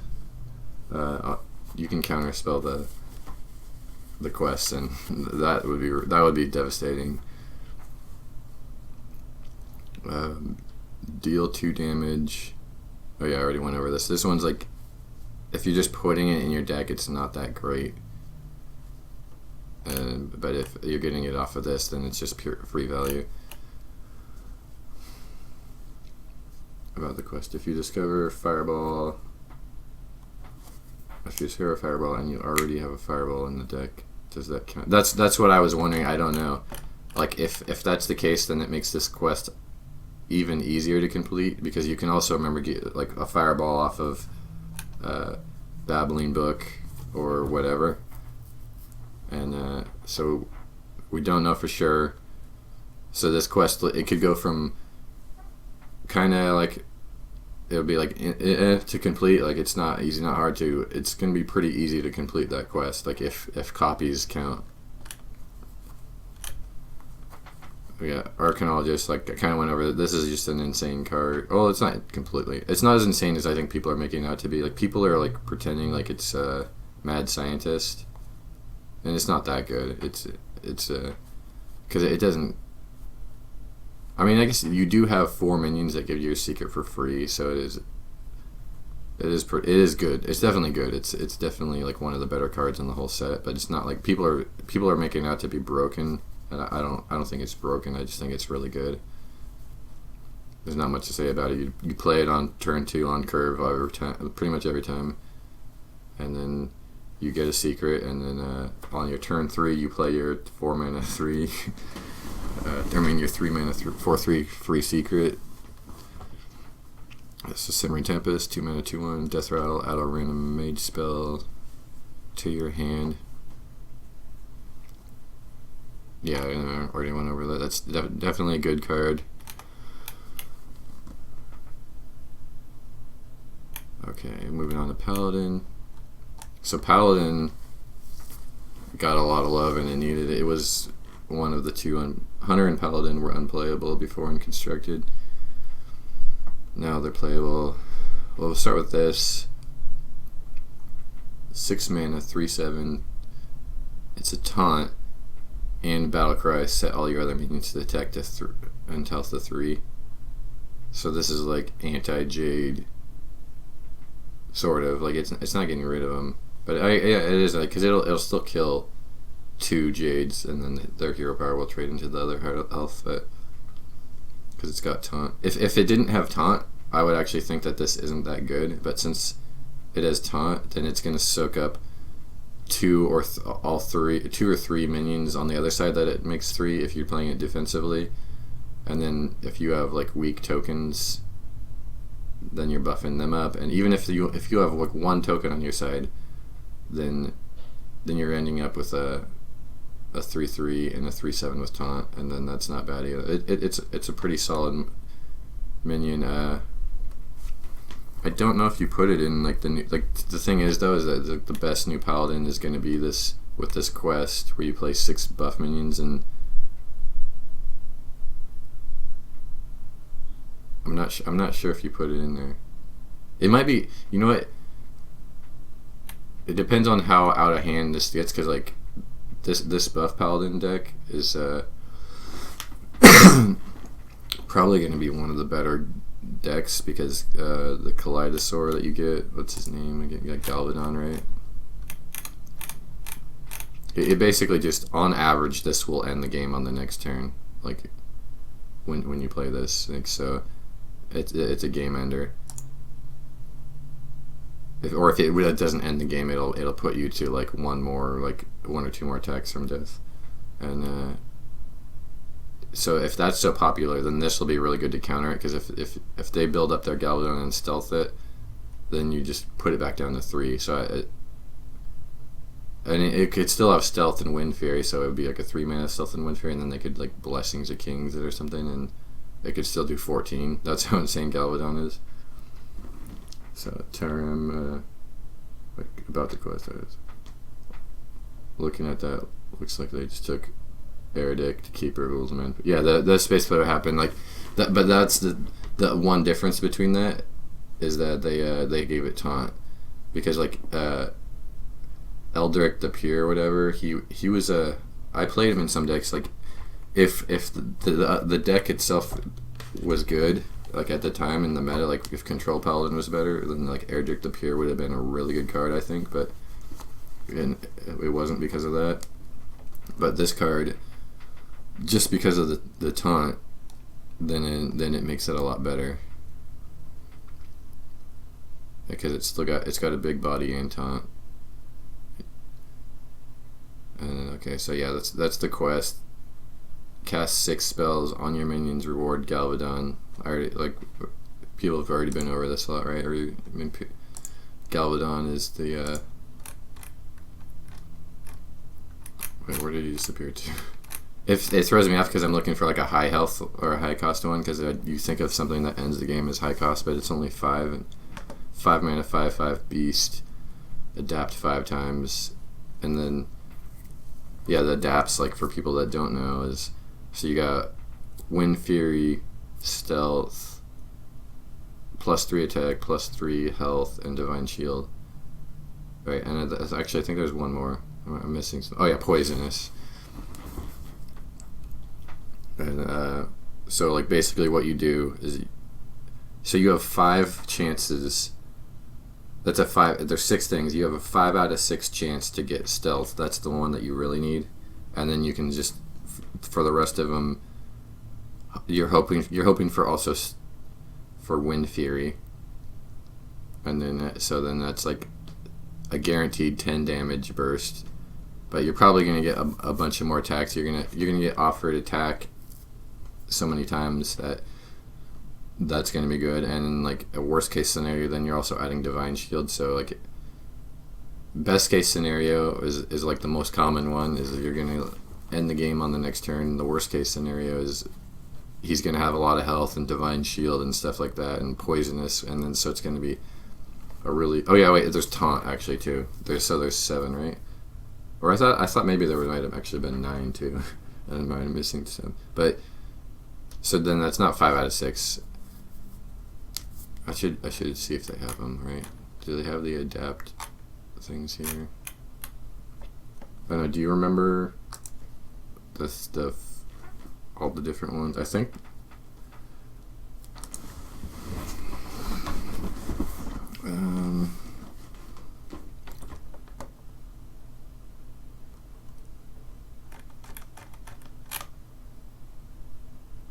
Oh, this won't really tell me.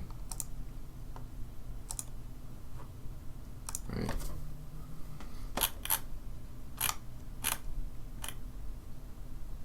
Either way, even if it was 9, no matter what, you have a really good chance of getting both. You have a really good chance of getting stealth, and stealth is the one that guarantees the attack. So, and even if you don't get the wind fury, you're probably going to get a lot of attack and burst for a lot. Oh, okay. You haven't looked at this set. Yeah, adapt is like, yeah, taunt. Maybe there's only 7, but I thought like they did like an even 9, kind of like an even block. But there might be only 7 because I thought there was only 6, but then I know that taunt is one of them. So yeah, that card's really good. Or that quest is, and this quest at first, like when they revealed it, it's like you got to put a couple of okay cards, but then some bad ones. But even then, it was like it's not that hard to pull off, and the reward's good. But then they went ahead and they added 1 mana adapt, so you just like adapt a friendly minion, so you can play a Silverhand Recruit and adapt it, or anything that's good actually. Then you got this card, which is insane in any Paladin deck. Mid-range, aggro, secret, control. If Murloc Paladin, like this is good in all of those. Like 6 mana, Spiker Rigged Steed, 6 mana, give a minion 2/6 and taunt.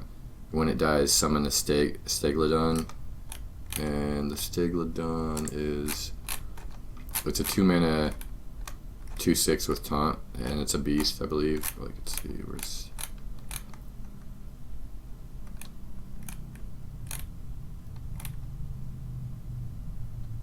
I don't know for sure if it's a beast, but I know it's a 2 mana. That's weird. They don't have it in the. Oh, it might just be in the neutrals. That's why.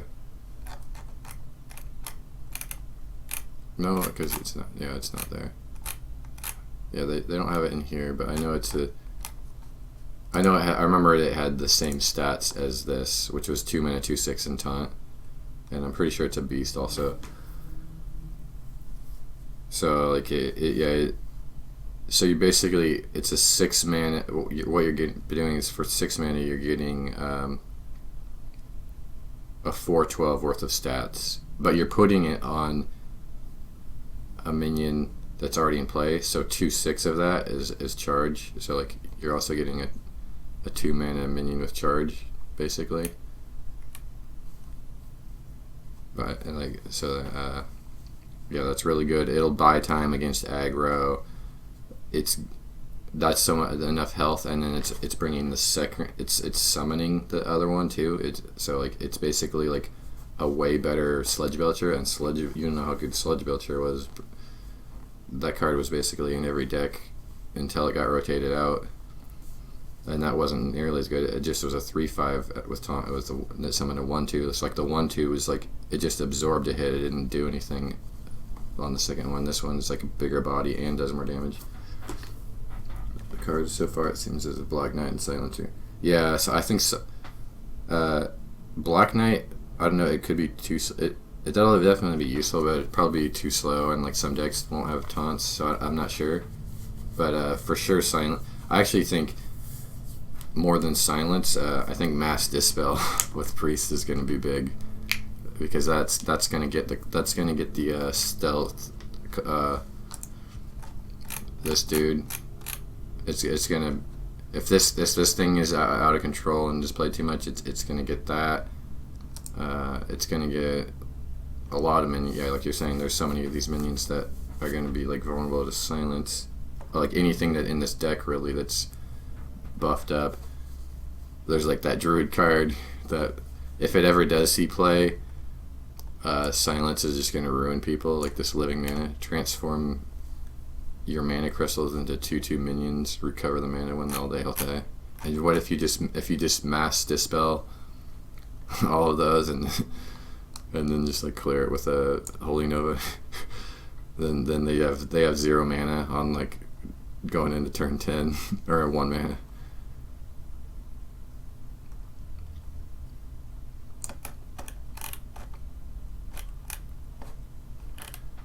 Dang, I need to go through these quicker.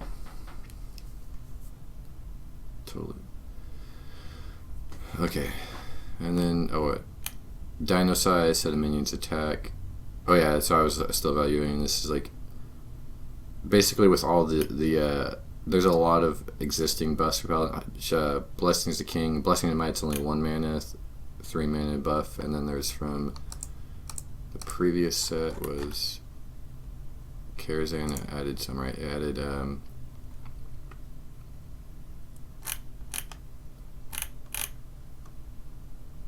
that wasn't the previous one. But yeah, there's Silver Moon Portal. Give it 2/2 and summon a minion, and that's going to be a good tempo card in that deck. And then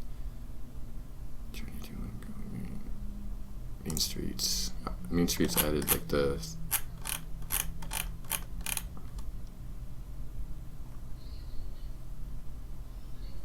I guess this one didn't add, but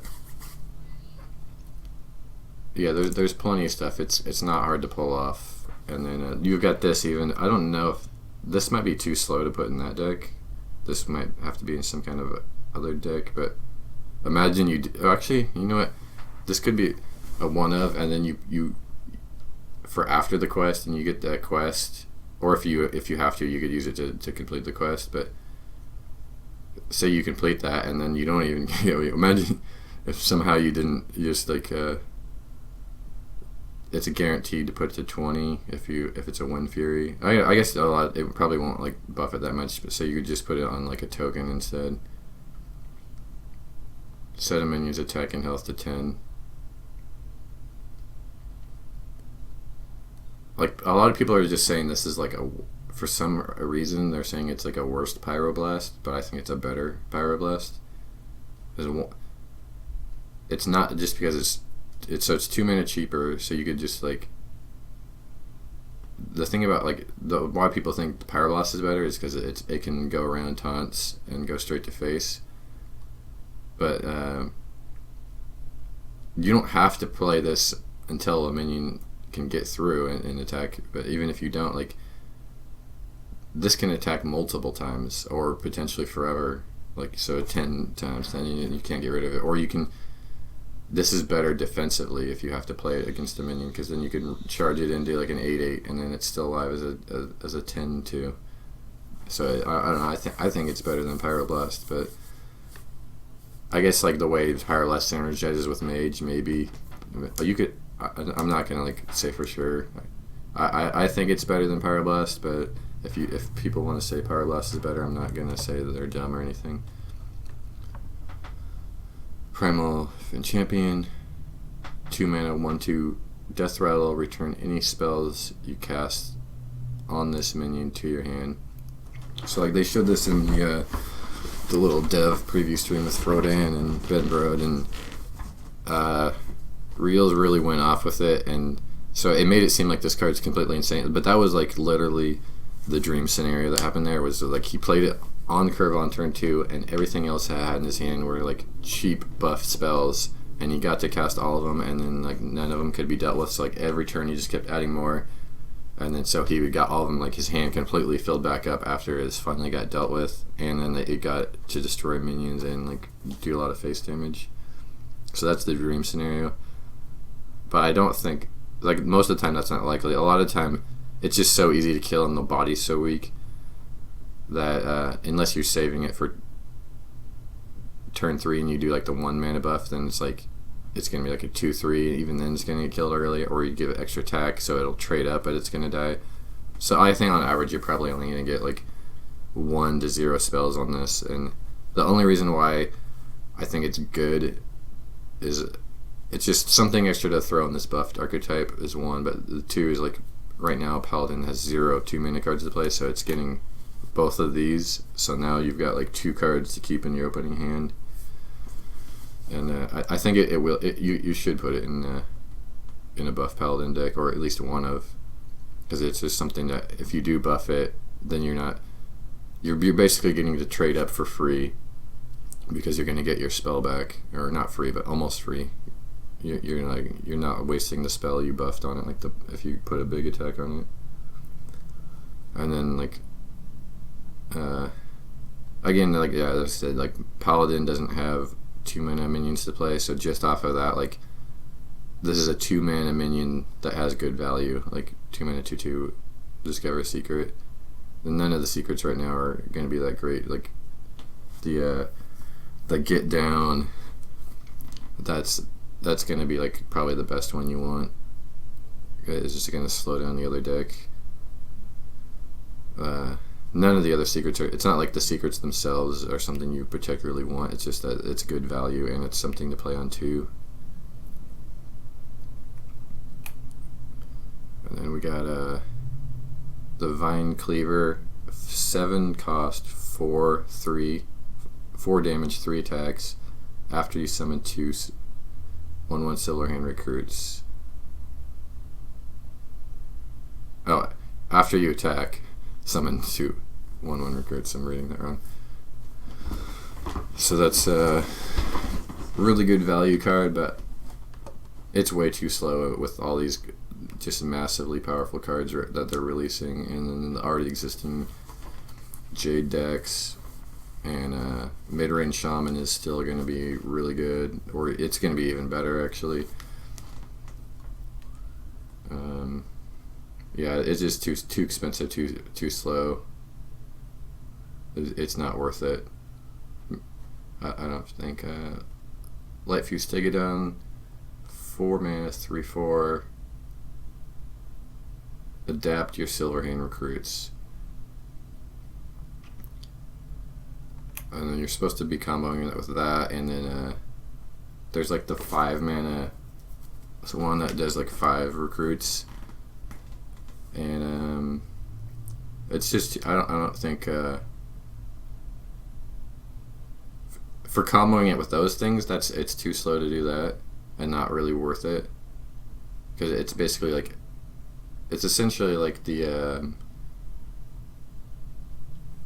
Quartermaster, but the buff's not permanent, or no, I mean the buff's permanent, but you're only getting like, instead of like turning it into a 3/3, it's like a 4/1, which that's not that good. And all the Divine Shields, that's pretty good, I guess. Wind Fury, that's not that good. It's just essentially giving it 2 attack because they're gonna die on the next turn. Taunt, they're all 1 health, so like yeah. It's not that good, unless like the only question I have about this, and there's like other cards like this, is something I don't know. So I'm gonna say this card's not good, but I would change that if you could individually adapt each minion, and that's something I don't know about all these cards, where it's just like there's like the one where it's like adapt your Murlocs, this one adapt your Silverhand recruits, or there's just like another card for Druid that just adapt your minions, and I don't know if like there's like three possibilities. It randomly adapts all of them in like a hand summon mechanic, where you just get random crap and you don't know what you're gonna get, and that's one thing. Or you discover and then you pick one and then it does that one thing to all of them, or then you just discover individually on every minion that's on the board. I doubt it's the last one. It's probably one where you discover an adapt thing and it gives it to all of them, which would be decent, but I still don't think this is that good. Like because Paladin already has a lot of good 4-drop stuff. And they got like True Silver Champion and a lot. I don't know, like a lot of times you're going to be comboing one of these 2-drops with a power up, or like just playing a Blessing of the Kings or something. So yeah, there's that, and then yeah, the 1-mana adapt. This is a shitty card in anything except for this quest, but I mean, this is the only viable Paladin deck is going to be this quest.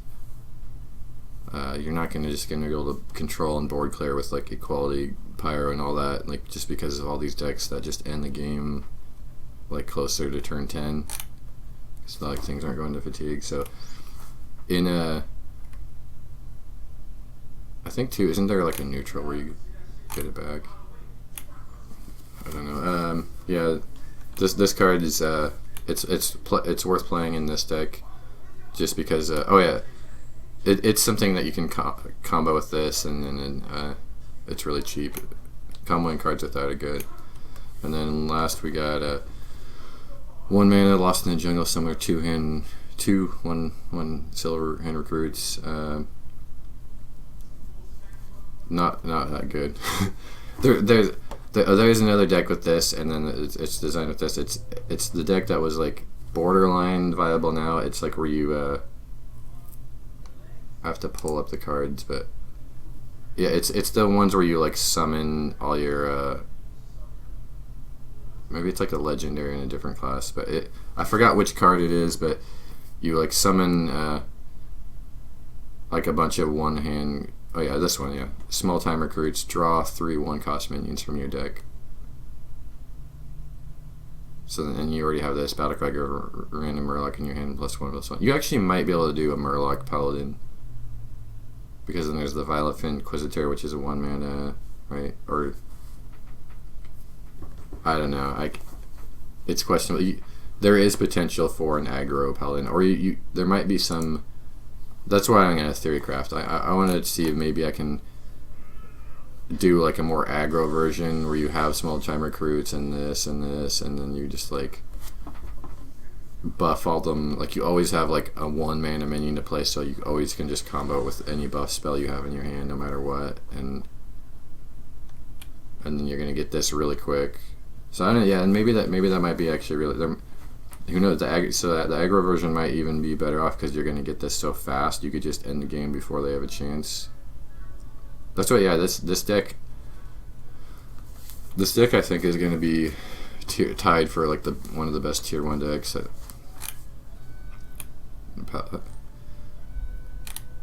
Are these cards going to make Paladin? Yeah. So yeah, I happen to answer right as yes. Is like, yeah. I think Paladin is going from unplayable to.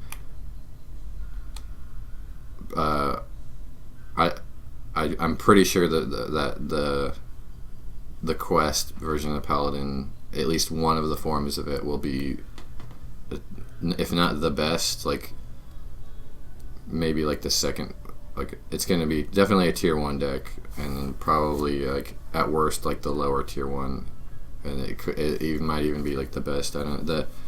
The Shaman's like getting more stuff mid range, so that deck might be just too good for all the decks in general. But I think basically like right now I'm still going through all these, but I think like the 3 best decks are going to be this Kaleidoscore, Paladin, mid-range Elemental Shaman.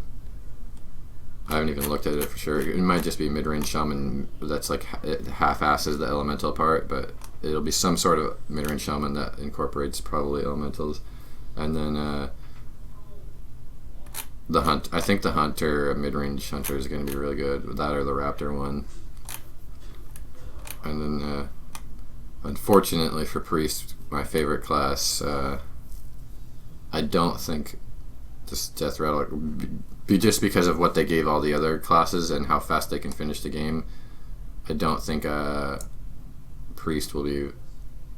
It's probably going to be the new worst class. It's going to either be like Priest or Warrior or the new worst classes. Oh, well, the Warrior still has Pirate Warrior. So yeah, Priest is going to be the worst class, which they pretty much have always been, which sucks because they're my favorite class.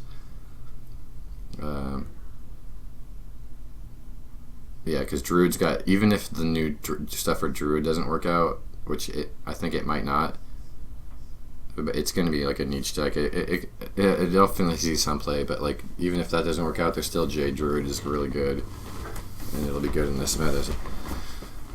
And then, but Priest isn't gonna get. They're not gonna get something that's competitive because what basically. So here's what Priest gets. They get a bunch of silly shit that you might be able to make some ridiculous combo with, but probably not. And that's not gonna. It's like not gonna work 9 games out of 10. And then you got their new quest, which will be the only playable Priest deck because Dragon Priest is going away. All the dragons are getting taken away, robbed from Priest. So this quest: summon 7 Death Rattle minions. Reward Amara, Warden of Hope. And Amara, Warden of Hope is a really good card. 5 mana, 8/8 with taunt. Set your hero's health to 40, right? So that like puts you back into the game and gives you enough health to sustain for a long time. It's basically a better Reno Jackson, like a way better Reno Jackson. Except in this meta with all these decks, like all these decks have a way to just like basically the game is over once you get their quest completed. If it's gonna end like, if not the turn after, like very soon after, with like this stuff that they just are gonna be able to spam out. And since the Priest quest is just stalling, it's just giving you more time to survive. Like if you could get your quest completed really fast, like this would be like an anti Pirate Warrior deck. So I don't know how, like if you're doing it specifically for that and you like wanted to like in a tournament play, you might be able to have a competitive Priest just in the fact that if you were like if Pirate Warrior was still competitive, you'd target Pirate Warrior and one of the decks you'd play would be this deck, and then you would have more of the smaller Death Rattle minions so you could get that card faster. And you play like these small health. You'd play like this: heal a minion, heal a hero for 5, and then you just own Pirate Warrior. But against the other decks, like once you get that card, once you get your health set to 40, like then what? You just lose. You just lose slower. Like you survive like 3 more turns, and so Priest might be a Kazaka stuff. Yeah. Well. No, that's the problem. Is like Reno Priest won't be good either.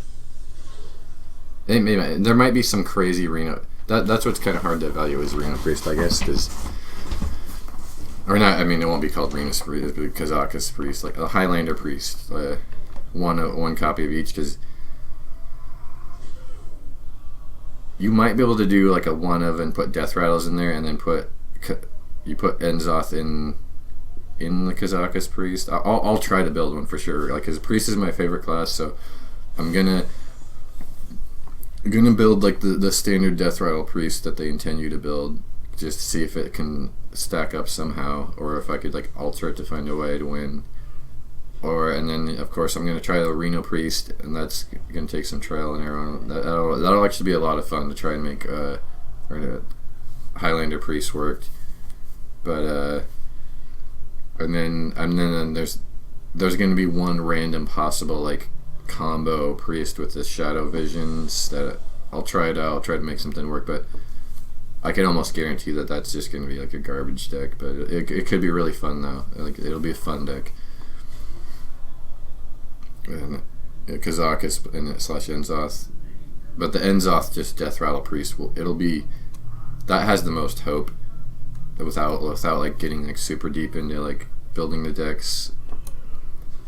I'll try and figure that out here. Like, so let's just go over the Death Rattle ones. So you're losing Sylvanas, so that sucks for Death Rattle stuff. And then the existing Death Rattle stuff besides that isn't very strong. But then we've got a 1 mana Death Rattle, copy a card from your opponent's deck and add it to your hand. It's basically a better Swashbuckler, and it's a Death Rattle because it's copying from your opponent's deck instead of just from their class. So it's going to be like, at least it'll be a good card. It might be a card that's a synergy card, so you might get something that still doesn't work, but it'll still at least be a potential for a better card. And plus, priests don't have it. The only thing they have to play on turn 1 is Northshire, and on turn 2 they're losing stuff. So that's something to play on turn 2 if you draw this on turn 2. Like, since they have, you're just gonna be hero powering your opponent's face on turn 2 anyway. So you're gonna need to play this or this new one. 2 mana, your spells cost 1. 2 mana, 2/3. Your spells cost 1. This is actually, because again with like priest, like in another class you might be like, like that might not be worth it. It might be good in some decks, but not others. But because priests literally they lost Worm Rest Agent, and so they literally have nothing to play on turn 2. They have some good 3 stuff now. They have like the Cabal Talon Priest is really good. Like, this is going to be playable in every priest deck on turn 2. Like, so you're going to put this in literally every priest deck. It's not because it's insane or anything, but just because it's just good. Like, it's a 2 mana 2/3, and then you can Power Word Shield it. You could Cabal Talon Priest it on the next turn. No, there's no one in the background. Oh, there's like actually there's my roommate's watching Luke Cage, I think.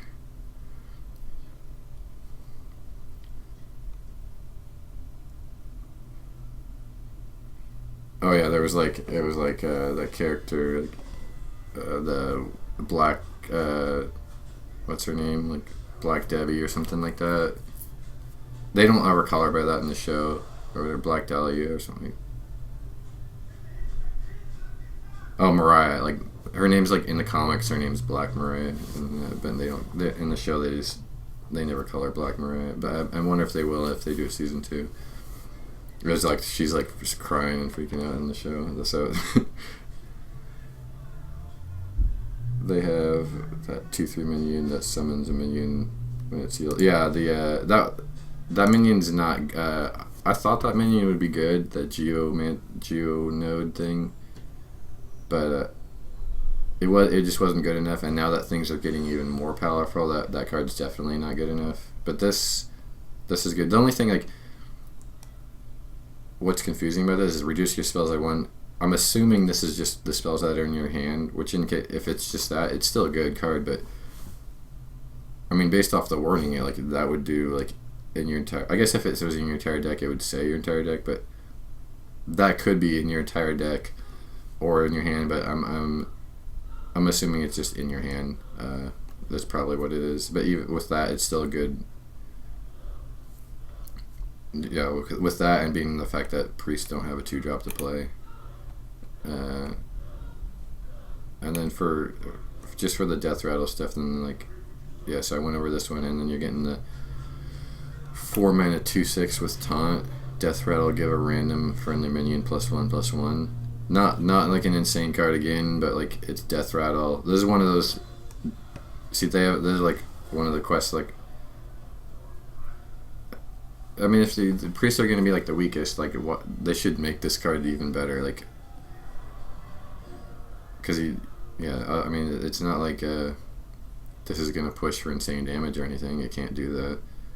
But like, it's a decent minion, and it has death rattle. So like, you're gonna put 2 of those in. You're gonna put 2 of these in. That's four death rattle minions right there. There's some good death rattle minions in the neutrals. Let me actually look at the new ones added.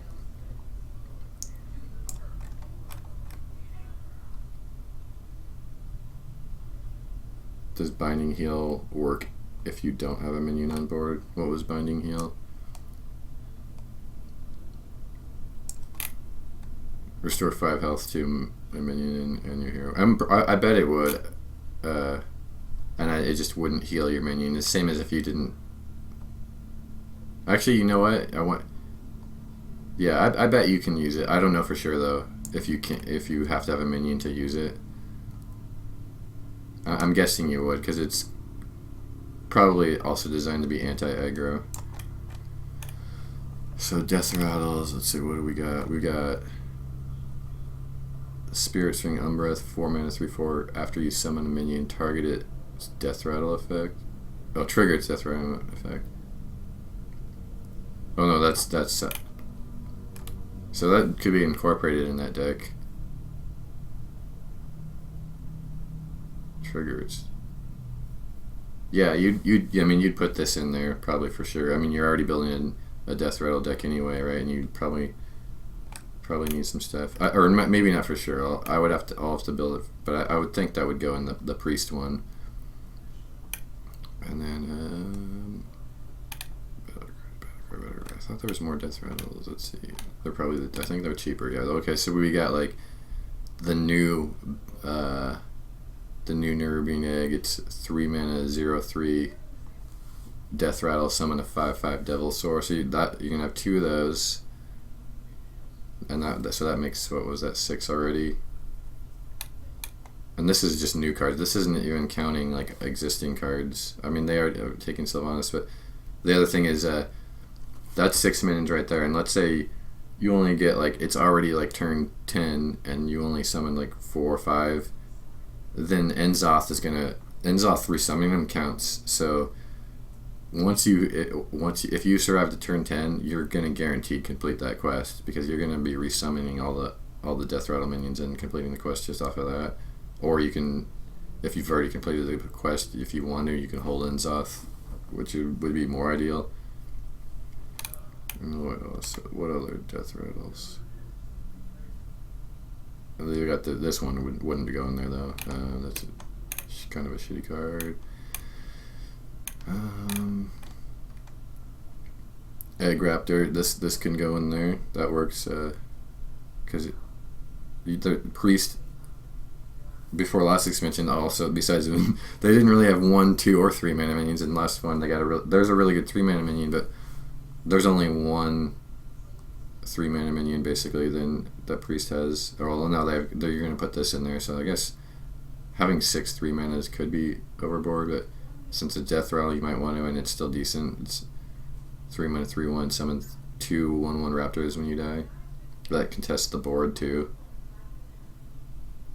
That might be it. Like, I mean, like, then that would be 8 death rattles. That's 8 death rattles with not including any of the old death rattles from any previous, like classic or the other sets that aren't rotated. And this card would go in there. Death rattle, deal 3 damage to your random enemy minion. That helps control the board and contest. That you could put that in there. So yeah, death rattle priest is it'll definitely be good early on, and you can construct one that looks good on paper. And if this was just a deck that was thrown into the previous expansion, it would maybe even be like tier 1. But because everything else just ends the game, like, and that all those minions are just still like stalling minions. They're not like game-ending minions. Like, you're just gonna be stalling out the game and just losing later instead of. That's like all that's gonna happen. That's why I don't think priest is gonna. I hope I'm wrong, because like I said, priest is my favorite, but they're the most. It's like the most creative decks usually. Other than like last expansion, it was the Dragon Priest. It was like you just play on curve, but even then, like, they had like the Dragonoid Operative that was a fun deck, and fun things could happen with it. So move on. Lyra the Sun Shard. This was new revealed today. Whenever you cast a spell, add a random priest spell to your hand.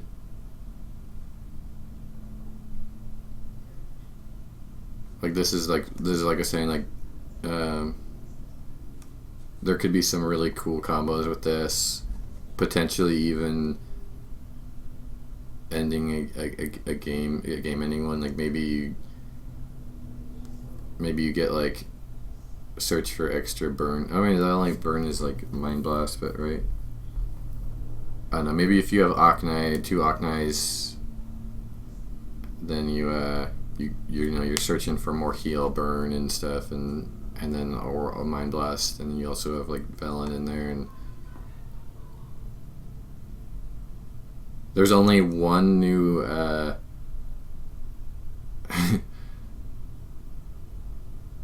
Yeah, they're not. Well, no, they definitely don't want to add more pirates because pirates are already too strong. Uh, they're not. They already said they're not going to do. They at least they're definitely never going to add to like the Jade families, the Grimy Goons or the other ones. They're not going to add the Cabal. They're not going to add any more of those cards ever. And they said like just generally they're not going to do tri-class cards again, but I hope that they're. I think they might have said probably, and I hope they don't stick with that because I thought the tri-class thing is cool, and you could just do completely new tri-class, and at least, and the only new dragon in the entire set. It is a good dragon, but so many dragons got taken out that because of Blackrock, dragon's just not a thing. Let's see where if I could find it. This one. Primordial Drake, 8 mana, 4/8 with taunt. Battlecry, deal 2 damage to all other minions, and that doesn't require dragon. So that's just a control card in general. That's just good. It's just a good card. Yeah, I don't know. You can put that in any control deck, and then you can put it in a lot of mid-range decks. Yeah, that's just a really good card. And it's a dragon too. I know there might be some crazy way to get dragon. You know what? There might be, since they took out so many dragons. Then they had at least that one. You could potentially do a Reno dragon. I don't know, because then you're already like, you're just like only you're already having to like, I don't know. Maybe you could do like some of the shittier dragons. And then like some of these other cards, since you can only put one of, I don't know. Yeah, Dragonoid Operatives. It's a brand new card, and it's dead for now. I'm sure they're gonna add in more dragons like over the next couple expansions. There's always at least one added in. I think by the end of the year, like by that 3rd expansion they put out, enough dragons will be put in, so we're like a dragon priest will be a thing again. So I'm not just too disappointed. So and then the next card here we got Curious Glimmerroot, 3 mana, 3/3 Battlecry. Look at 3 cards. Guess which one started in your opponent's deck to get a copy of it. This was a really good like I really like the card. It's not like super amazing. It's a good card though. It rewards your like knowledge of the meta. I mean, obviously people pointed that out. Like, so like, I mean, obviously, like, if you're playing against Warlock and you see that like turn 1 they discard 1 card, you know what's in their deck basically. Like, but it's not even. It goes beyond that. Like, if it's the easy choices, all you need to know is the general type. But like one thing's get like really like.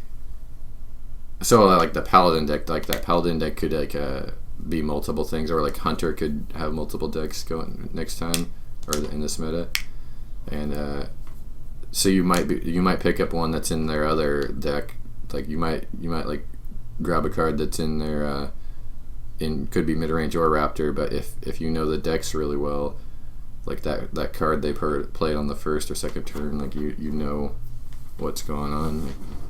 So that, I mean, yeah, I guess Priest got another 3-drop. So maybe that 3 that Death Rattle, that's like the 3 mana 3/1 with summon 2/1/1s. That might not make the cut, even though it's a Death Rattle and you want to put it in, just because you might want to put this in instead. I don't know. Like, yeah, I'm not sure. Free from Amber. 8 mana, discover a minion that costs 8 or more. Summon it. Discover a minion. See, the discover a minion ones.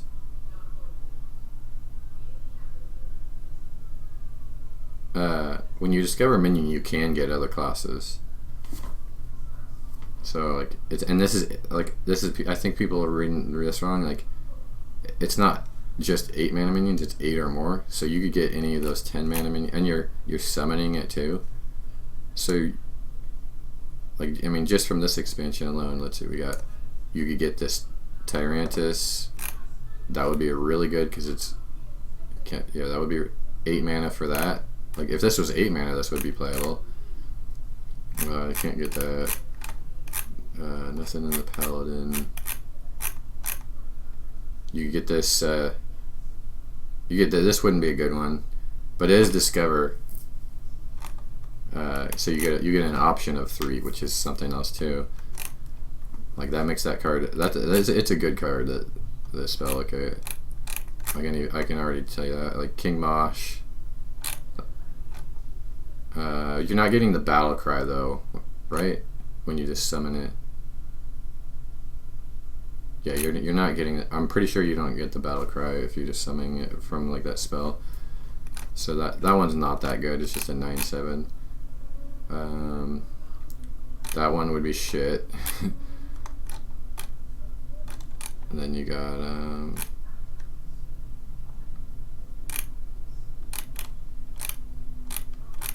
these big neutrals would be good too. Like where did they go?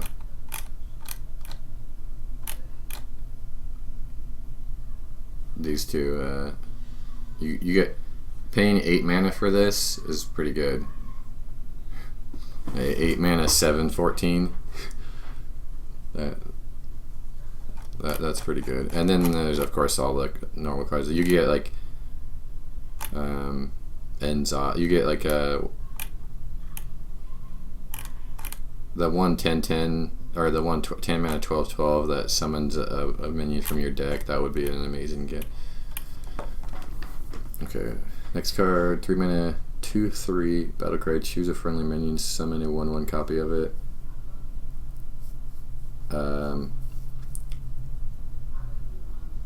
Again, there could be some weird combo with this, but I don't know why they're trying to push this mechanic. Like this is like a mini Herald Village, who would be good in other decks, extremely good, and then this card would be good in other decks.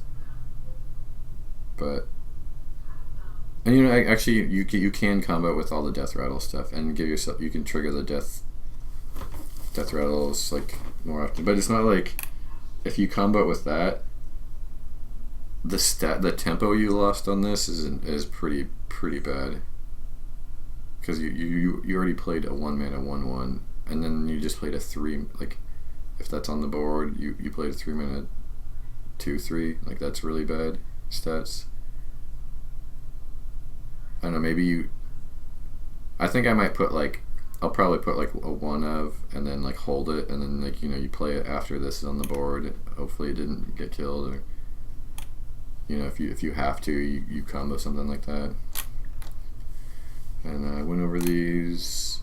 And Binding Heal, 1 mana, restore 5 health to a hero and your minion.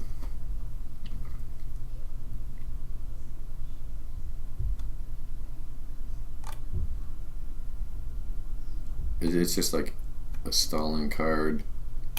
I mean, this, like I said, like, this is going to be good when aggro is getting out of control, which Pirate Warrior is still going to be a thing. So, like I said, maybe Priest could be the go-to anti-pirate deck.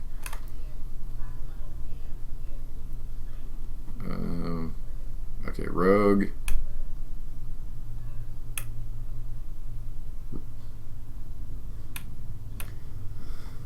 So you got their legendary shares in Corpse Flower. This is like a really fun card. Death Rattle, go dormant, play 4 cards in 1 turn to revive this minion. Like that in itself isn't very good, just because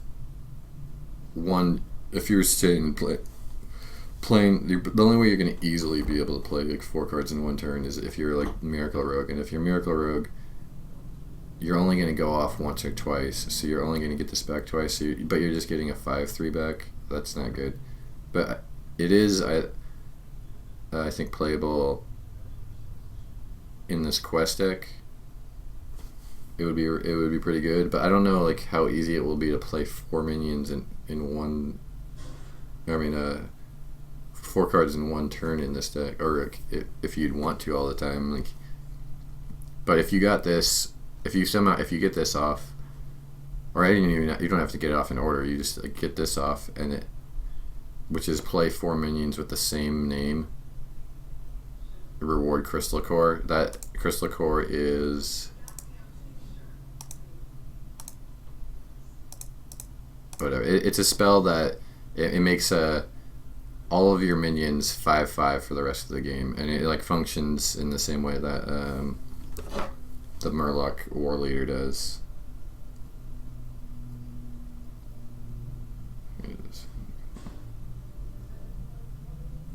Okay. Yeah, so it's another, it's a mechanic where once it happens, every time you're gonna be cranking out all these 5/5 minions, and all the tokens are 5/5, so the game's gonna end pretty quickly after that. And then like this thing, it's gonna be a 5/5 now instead of a 5/3, and then it's never gonna go away. It's just gonna keep coming back. And as for playing this quest, like I described that, how easy is it? How hard is it? I don't know.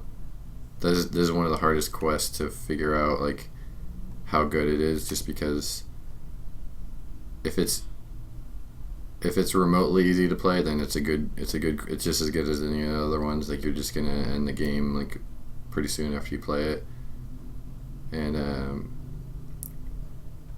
it might be extremely easy to pull off, or it might be really hard. Like, because you could potentially, this is one of the ones that you could actually pull off the earliest, because you could potentially just like in your opening hand get like Shadow Steps and Pandas, and just like bounce things immediately and just like get it off on like as early as like turn 2, I think,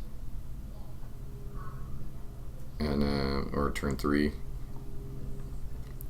But then it's like, what do you have to do to your deck to make it easily to pull off? Like your deck's probably going to be like a really high risk, high reward deck, and that's not good.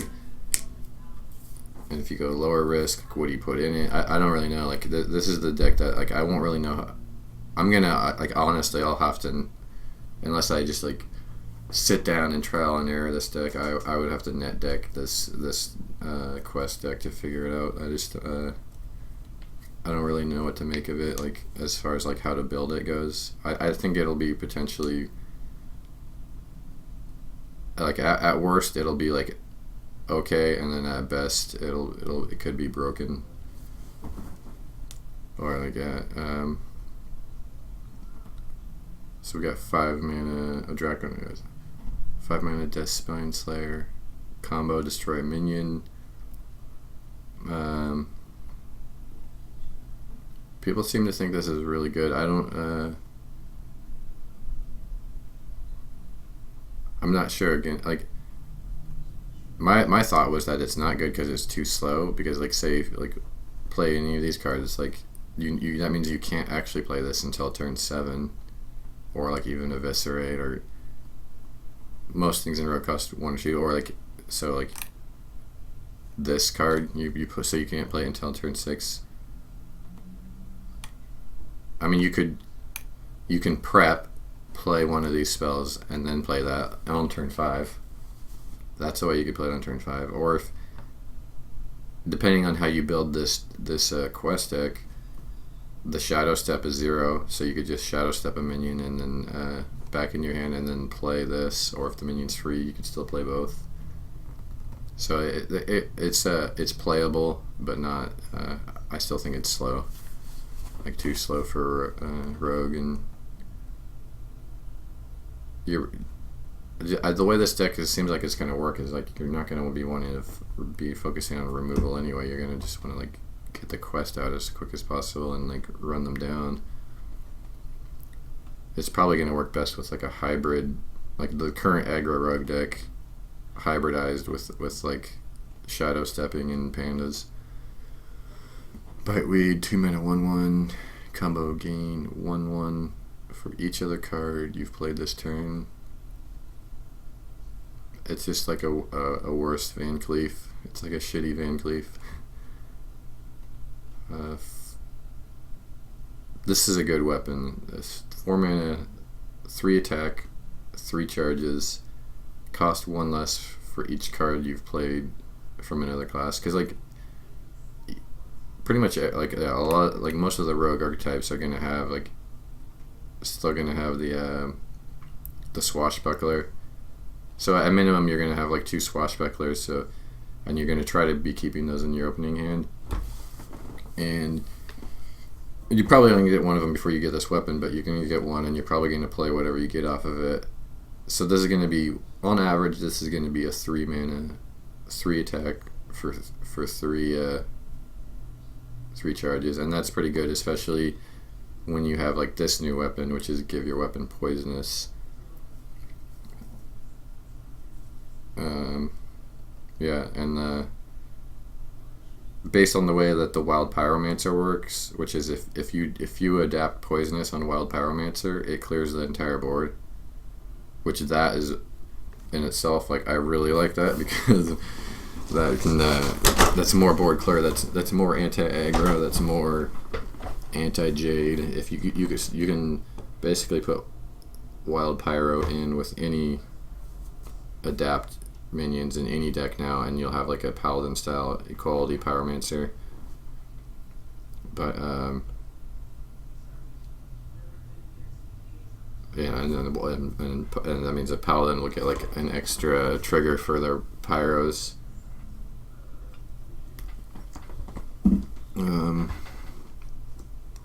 So yeah, this will make Blade Fury playable again, because then you can just clear the board with it.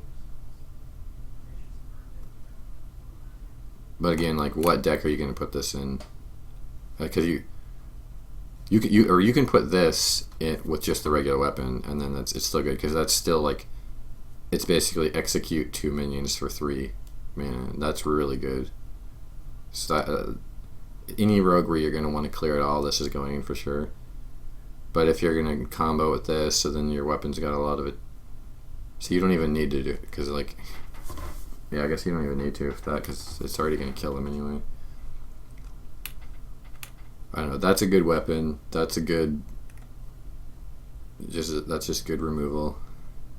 Mimic Pod, draw a card, and then add a copy of it to your hand. And this is just for this quest. Other than that, it's not. It's 3 mana, draw a card.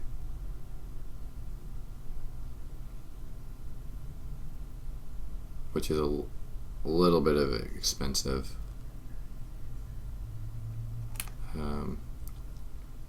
I guess, I mean, you can prep, but do you want to use prep on that? Is it like, maybe. If you're doing that quest, yeah, I guess.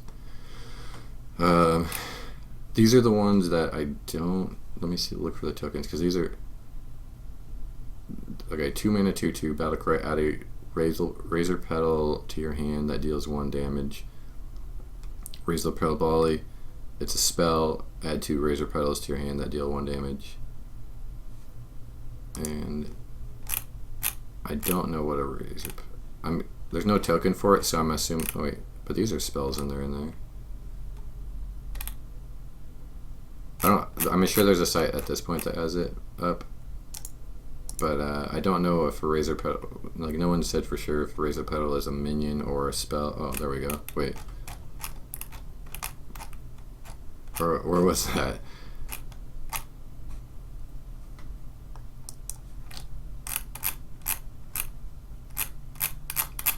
Was that in the comments? Yeah, so this is, it looks like a Razor Petal. So it's a spell. 1 mana, deal 1 damage spell.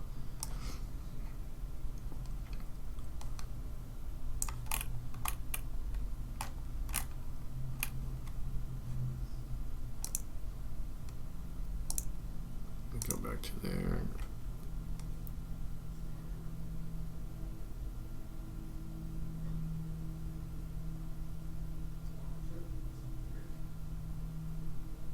So I mean, it's kind of like a mini SI7 agent, but it has. Is it just what? There's something I'm not seeing because it's basically a shitty SI7 agent. It costs the same mana, and it's a 2/2 instead of a 3/3, and it only does 1 damage instead of 2. I guess like the pedals are easier ways to trigger combos, but like that's not. It's so much worse than SI7 agent, and it's. Are you meant to play it with like spell damage minions? Is that like supposed to make up for it? Because that's not worth it, unless it's you know what, Malagos Rogue.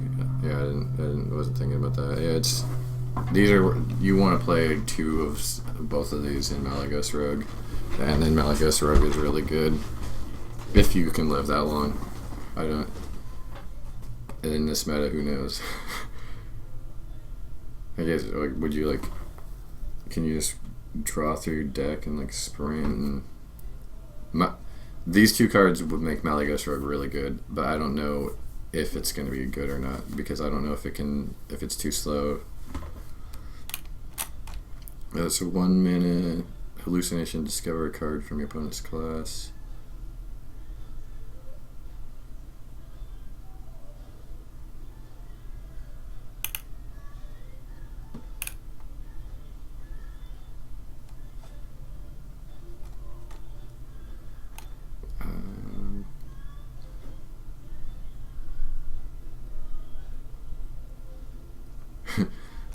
What rogue cards do you use that are seemingly play rogue? What rogue cards do you usually use?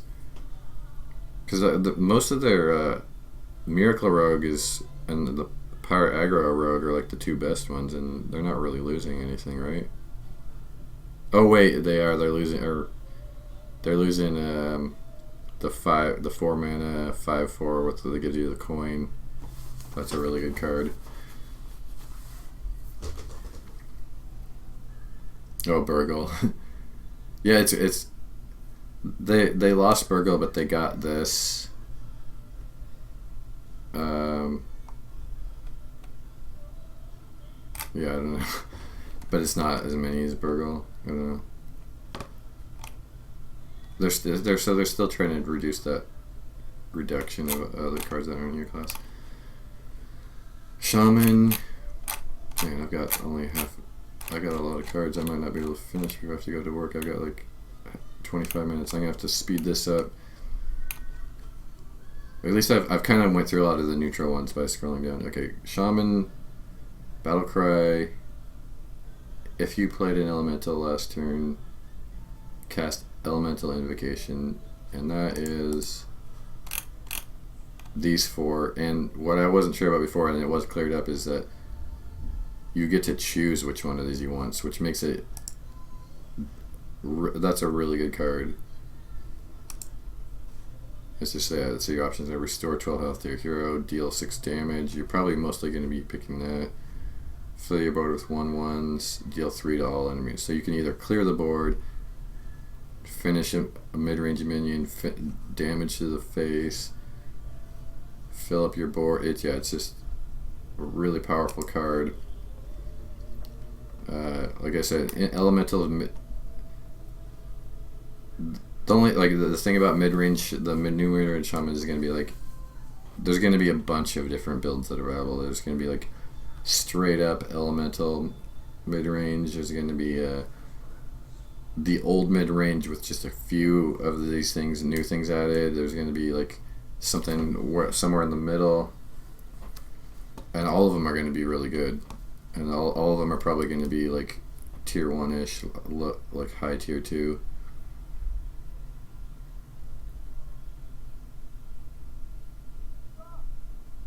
Yeah, I'm on the I'm on NA. You can I'll bring up my my BattleNet tag is my name plus I think it's like 1310. Let me.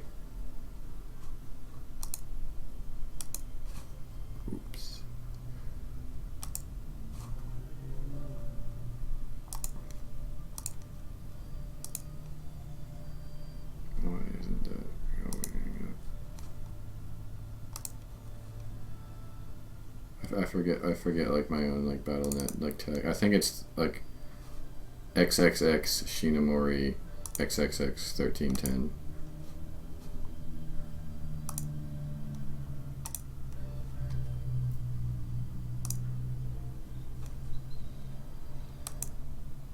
Yeah, so there it is right there. Or no, it's never mind. I forgot that there's no XXX in it anymore. Just Shinamori hashtag 1310.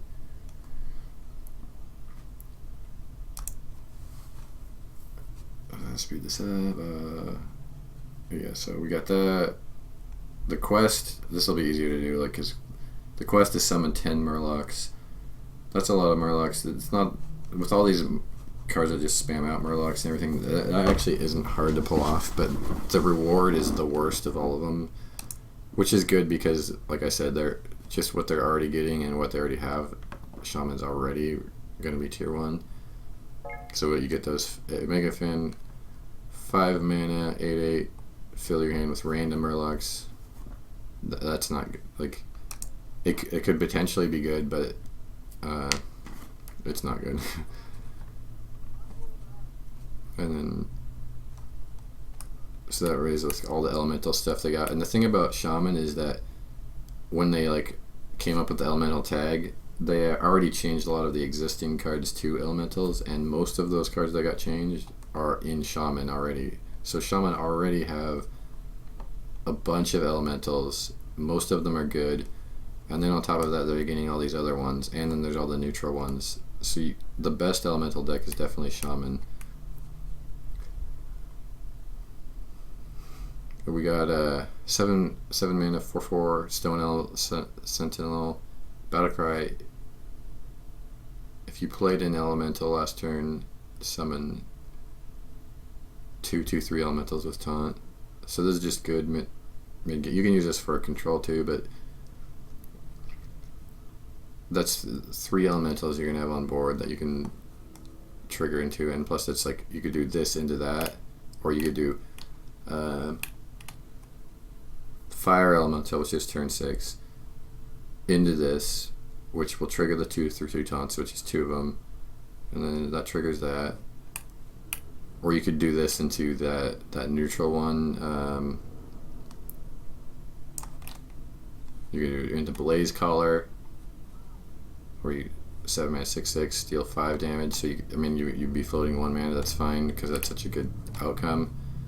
Or this one, you're doing the 7 and the 8 and the 9, or you could hold off on a turn and do that stuff and get this into 5/10 just with those taunts. Or yeah, there's just tons of way to trigger it. There's all the ones earlier that summon like the 2/1 or the 1/2 that summons the 1/2 elemental. Probably gonna put those in there. But there's so many elementals in Shaman that you don't need to. That's why like this.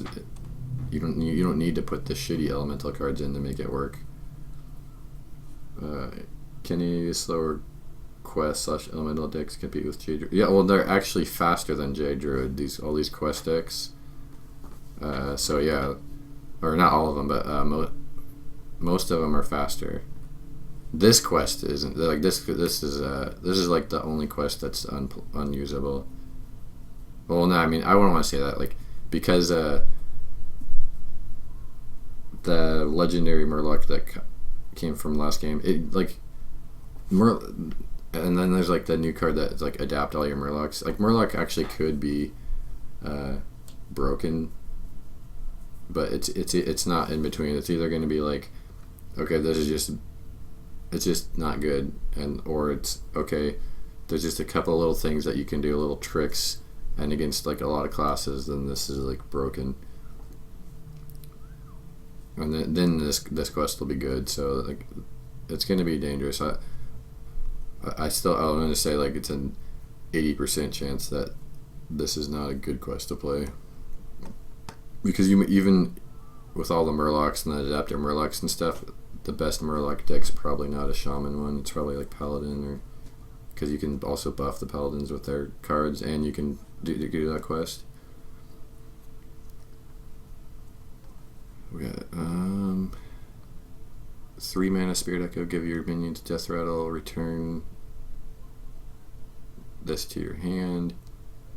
Yeah, I mean that can be used in mid-range. Like mid-range Shaman fills up the board really easy already, so you can just like play this, and then your hand that's not all that deficient anyway, like, or if it ever gets low, like you just get all that back in your hand.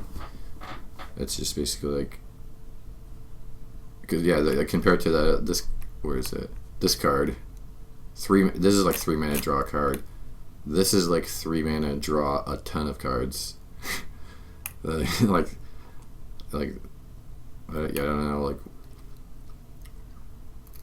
it's a good card. Volcano, this is a good AoE. Deal 15 randomly split among all minions, overload 2. That's basically always going to clear the board, and I really like it because yeah, it's if you have like, they have one big minion, like if this was down, like you could kill this, and instead of, or like if it this plus a few totems, you'd kill it all.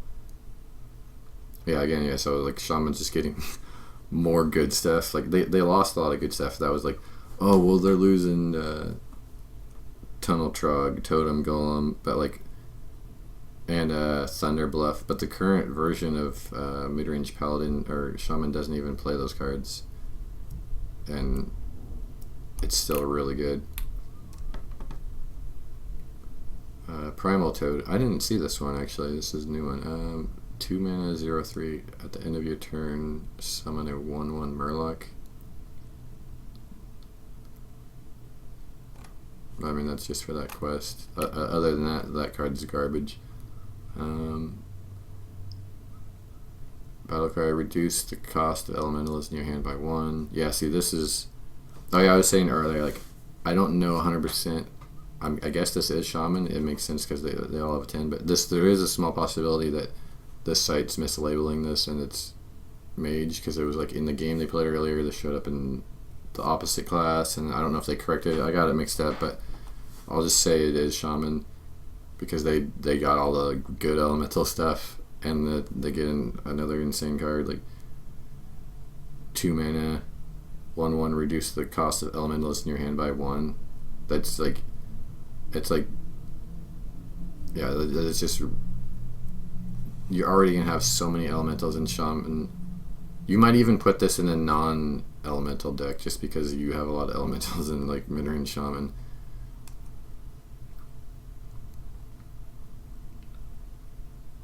Volcano replacing, yeah, elemental destruction's rotating out, right? I'm 99% sure. Then this is like the same thing, but this is better because, like I said, this can kill that one big minion easily, and it's also only overloads you for 2, so you don't have to play. Well, Lava Shock was rotating out anyway, but there's still like the 3/2 minion that takes away your overload, and now you don't have to play that minion because like, yeah.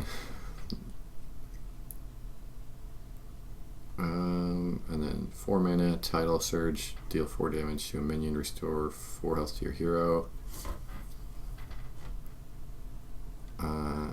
Good against aggro, not going to be played any other way because like Jade Lightning is just better. It does the same thing and it gives you a minion, which is something you want more in your mid-range deck.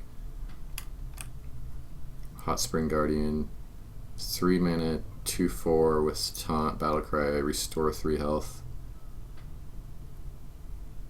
Again, like if Pirate Warriors are out of hand, then that's going in 2. Or if aggro's ever gets out of control, like this is going to be a good card for the future. Same with that, like they're going to help keep future aggro in check. But it's going to be tough to figure out if there's room for this. It is an elemental, actually. It is an elemental, so you're probably going to put it in. But the reason why you wouldn't maybe is because there's also another elemental.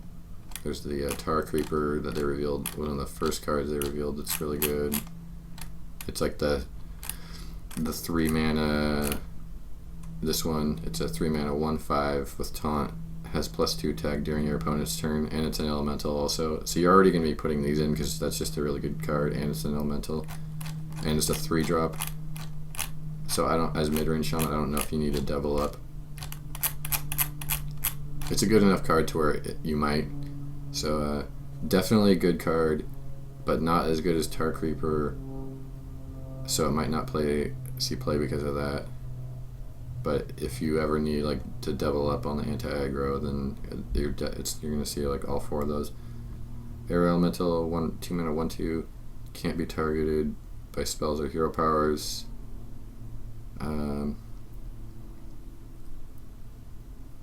It's actually pretty good card, but again, like they already have so many good elementals from classic set and all the other stuff that there might not be room for this. That's where Shaman's at. They're getting stuff that's like, oh yeah, it's good, but you just don't. You have so many good stuff already that you just can't put it in there. And Priest is getting, it's not that good, but you're gonna put it in there because you don't have anything else to play. these 2 cards. And Priest is still hurt. Like they're taking away Dragon. It's like they're like, oh well, we Priest is viable now. The Dragon Priest is like low tier 1, high tier 2. So they got their time. They got like 1 expansion, and but Shaman, no, we're just gonna keep piling on the good stuff for Shaman. I can play it, but like it's only because. Like Priest is my favorite, and they've never ever been the best deck. Priest hasn't, but like pretty much every class has had its time to be the best class. Just not, Priest hasn't ever had that, and then they've just consistently been the worst class a lot. That's just it. But I mean, there has to be a class that's going to be the worst.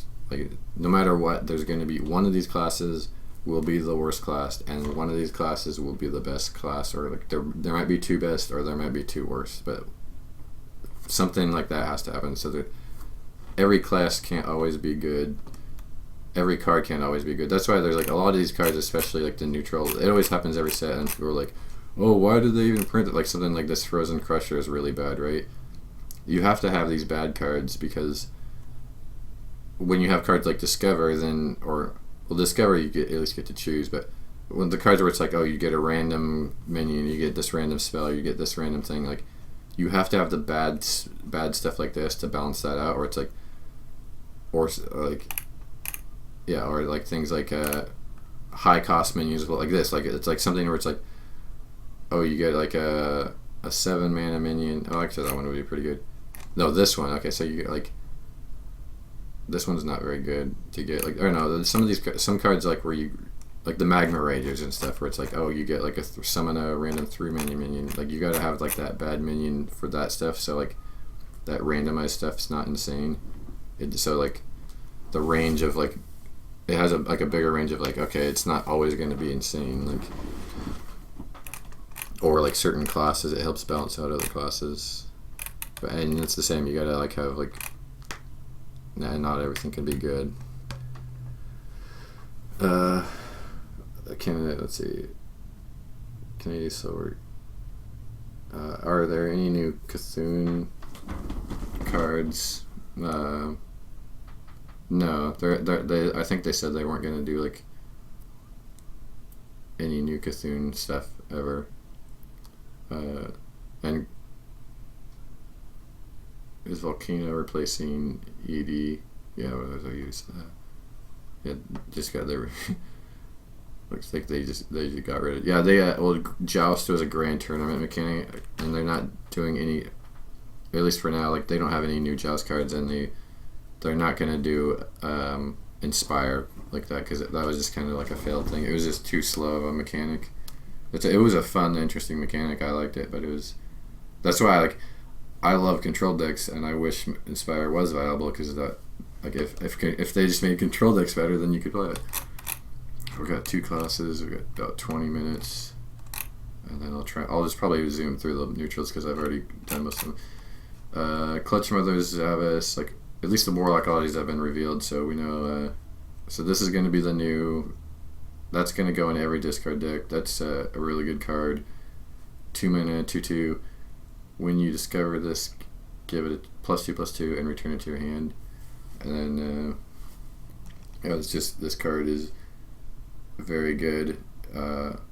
It's going to be one of those cards that like pros really hate and complain about, because when they don't get it, when they play it, it's just everything's fine, it's just normal. But when someone else plays it, oh my god, oh, this you just lost the game on a coin flip. Like, people are going to be saying that. I mean, not that.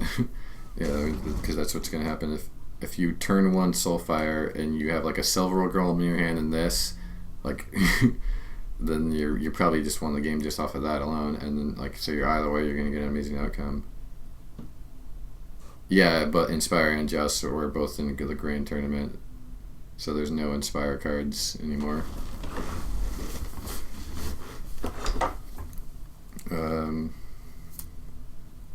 Yeah, you're gonna put this in all the discard decks. It's just really good.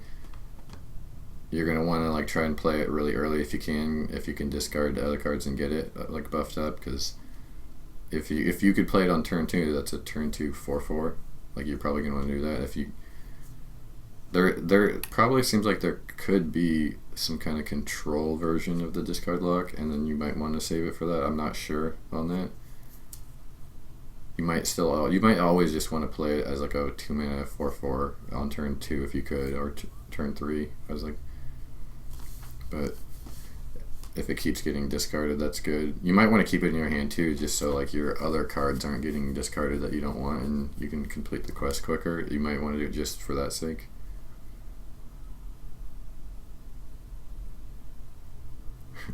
They're forcing you to play a certain way. They're not. I mean, they're giving you a bunch of. They're just giving you new ways to play, and like the Inspire thing wasn't like I said, like that. That was just one mechanic they introduced, and it didn't work, so they never added in more Inspire cards, really, like, which is good, because yeah, it's just too slow. It doesn't work. Like, this expansion, they're adding like a ton of new mechanics and like creative cards. This is, I think, like, overall, this has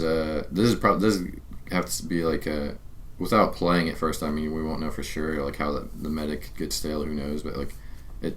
Between like the old cards rotating out and then all these new ones coming in and all these different mechanics and all these crazy new things like this, like it has more attack on your opponent's turn but not their turn, and the weird druid thing, like this is probably the best set they've ever done, like this expansion. The League of Explorers one was really good, but that was just like a small like adventure thing, so it was a lot easier to make a good one, I think, on those ones, because there's less to think about and you're just like altering things, and even then, like, a lot of those cards were meta defining, especially the legendaries, but like there's only so much you can impact with like the smaller card set of like 31. This is like a full set, and everything's going to be so different after this. Like, I know you're thinking probably, yeah, like, oh, like, well, like the quests like force you to play like with that quest, so it's like, no, like druid, you can construct this, you can do this quest, you can do the you can do like a Malagos druid still, you can the J druid is still going to probably be the best druid, and then there might be a token druid. I don't know, like, it doesn't seem like the token druid's good enough, but that could be. And like rogue, the way you build a just with this new set alone, like there's going to be a minimum of 2 ways to build hunter, like 2 completely different ways, and then like probably a hybrid of the 2.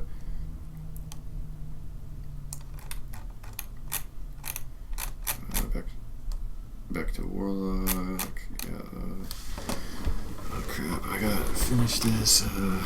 Yeah, so this has already gone over, so I'll kind of speed over this. Like, basically, discard lock is going to be good there and easy to pull off. Like, people were saying, oh, it's going to be hard to discard 6. I disagree, especially now with all this, now that everything's been revealed, and like this card, and where is it? This Lakari Fillhound discards 2. It's going to be easy to discard I think this is going to be one of the easiest quests to pull off actually. And then that could be why it's a little broken. Like this quest might be too easy to pull off. Unless you want to build it more mid-rangey or late game-ish, and you could put in like this thing. Tarlager is 3+ on your opponent's turn, because they got some good late game stuff. But and this thing, Cruel Dinomancer, Death Rattle, summon a random minion that you discarded this game. Like I mean, it's too slow for like what you would want to build the deck as. But if you wanted to build like a slower control deck and put Enzoth in there, maybe, or not Enzoth, but Deathwing.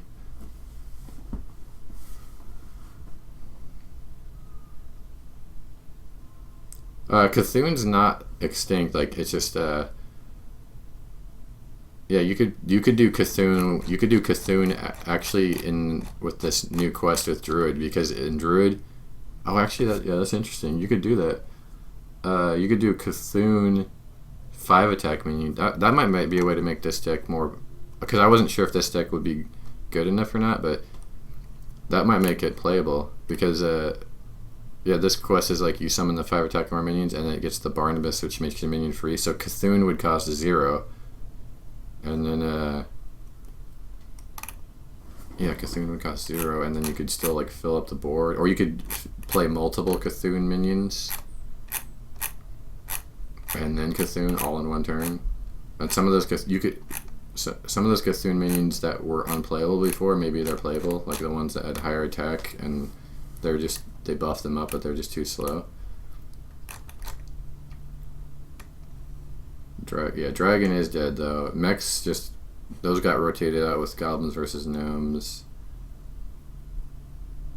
Kazakus probably won't be good this expansion, but I have a feeling over the course of the next 3, there's going to be some like more Highlander card released. Like there wasn't one in this expansion, but he'll come back for sure. If there's not still like if Reno Lock's not good enough still, like it probably won't be, but it might be. They'll do like more in the future. Tutoring Tunneler, Battlecry, to discover a spell, deal damage to your hero equal to its cost.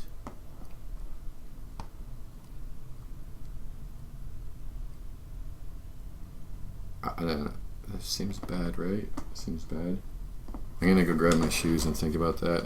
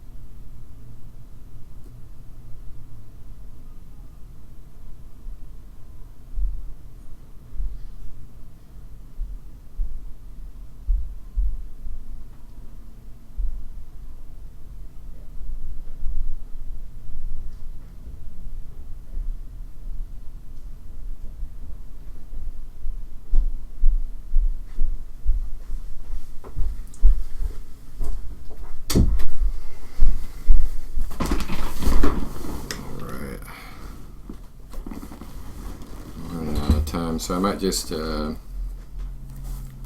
finish off Warlock and then finish the Warrior and I wanted to try to do it all at once, but even though I've gone through these, there's a lot of neutrals still, and I didn't want to really rush it, so I'll just finish off Warlock and then do the rest later tonight. And because I want to, like, besides like thinking about stuff more, I want to kind of like go back and like after I've gone through everyone and kind of like think about like which ones are which classes are the best, like which cards are viable, like because you kind of go through it and you're like, okay, here's like the druid and or here's the hunter and like here's what it like. It's like, oh, well, will this card do that? Will this card do that? And then then by the time you get to your like the neutrals, and you're like, oh wait, well this neutral can actually make that card better. Or, like after you like think about it, so I'll go back and then so yeah, I was on this card. I just like lately I've been just streaming a lot, like pretty much whenever I'm not working. Like some days I'll stream all day when I'm on my day off, but that's like because I just got Mass Effect Andromeda and I actually just beat it, and then I did some post game stuff. So like I'll be playing multiplayer on it some, but I won't even be always streaming the multiplayer on that. And so I'll probably just like until like this expansion comes out, I won't be streaming much. But once this expansion comes out, I plan on like streaming it a lot. Yeah, I'm on the West Coast.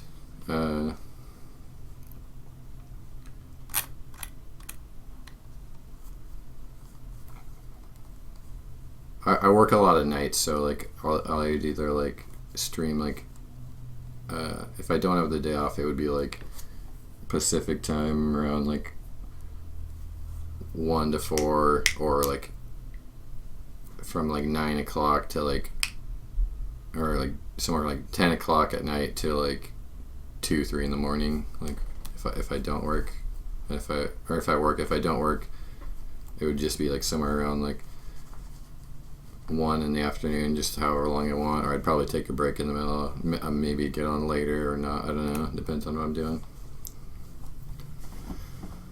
And then oh yeah, so this one, 3 minutes for 3, discover a spell, deal that much damage, or deal damage equal to hero's cost. I feel like this is just really, I feel like it's bad, but there might be something I'm missing. A lot of the Warlock spells aren't good, and then the ones that are, like a lot of them are like expensive, and it's like, do you want, like say Twisting Nether would be really good, but do you want to do 8 damage to yourself to clear the board? And you can't, if you're doing that, if you're taking a big spell, you're not playing it on tempo. If you're playing it for tempo, there's a lot of bad spells. I don't know, I'm not sold on this card, but it could be I'm reserving. I'm not saying it's like terrible, because it could be good. That's probably right. I mean, that's the thing about the epic cards is like they're usually situational cards. So there's sometimes they're amazing, and then sometimes they just suck. No, I don't work like long shifts, so like I'm a server, so I just like I'll work like usually like 5-6 hour shifts, and then it's done with.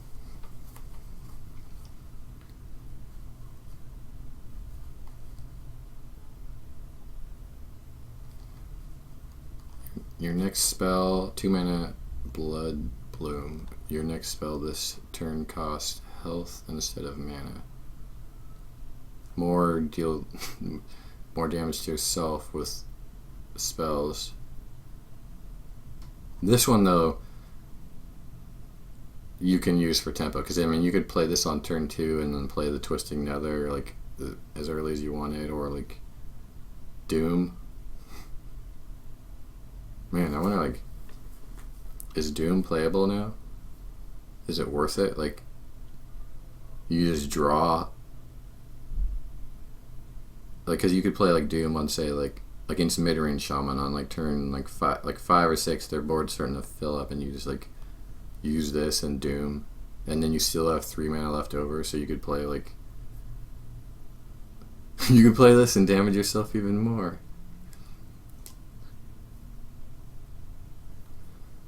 Yeah, I'll put it in the same category as this, but better. This is definitely better than this card.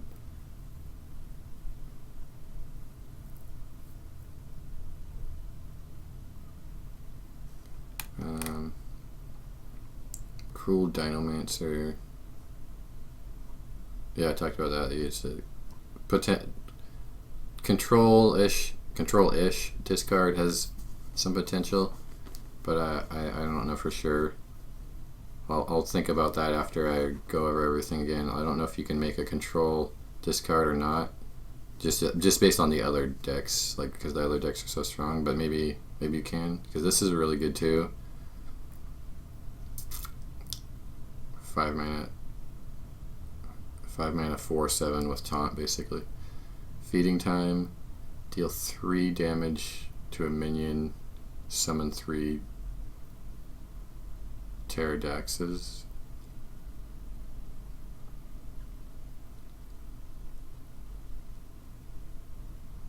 This is a more balanced version of Implosion. So instead of getting random outcomes, it's a guaranteed outcome. It would be like you get the middle outcome of Implosion every time, and in order for that consistency, you have to pay an extra mana. And so that's a good card, because if an Implosion hit 3 or more, then it was good. Like if it hit 3, it was good. I mean, you are paying 1 more mana, so it's slightly, yeah. I guess it's not as good as Implosion, but it's still this is a good card, and it can go in any. Basically, yeah, it could go in any Warlock really. It could go in discard. It could go in aggro. It could go in traditional zoo. It could go in Reno Lock. Corrupting Mist, corrupt every minion, destroy them at the starting next turn. This card's terrible. Playable in Arena though. Probably this is probably good in Arena. It's really bad in Constructed, and probably good, just good in Arena. Yeah, whenever that one's good. Lakari Fellhound. Yeah, this is going in every discard lock, even the more aggressive ones, just because it's. Yeah, that's just such good stats. 4 mana, 3/8 with taunt, and you're discarding 2, so you have a really high chance of discarding this or the Civil War Golem on curve. Like that's going to be your backbone of discard lock on either build. Is going to be this plus 2 Silver War Golems. And the Malkazar's Imp, like those like things are alone make a discard lock really good. Ravenous Paradox, 4 mana, 4/4 battlecry, destroy a friendly minion to adapt twice. This is a bad card. Because what are you gonna do? Like, so you got this buffed up to like a 4/4. You're gonna kill it with that? No, you're not gonna do that. Like that, you're gonna kill it? No. You're gonna. Okay, so how about like the 1/1?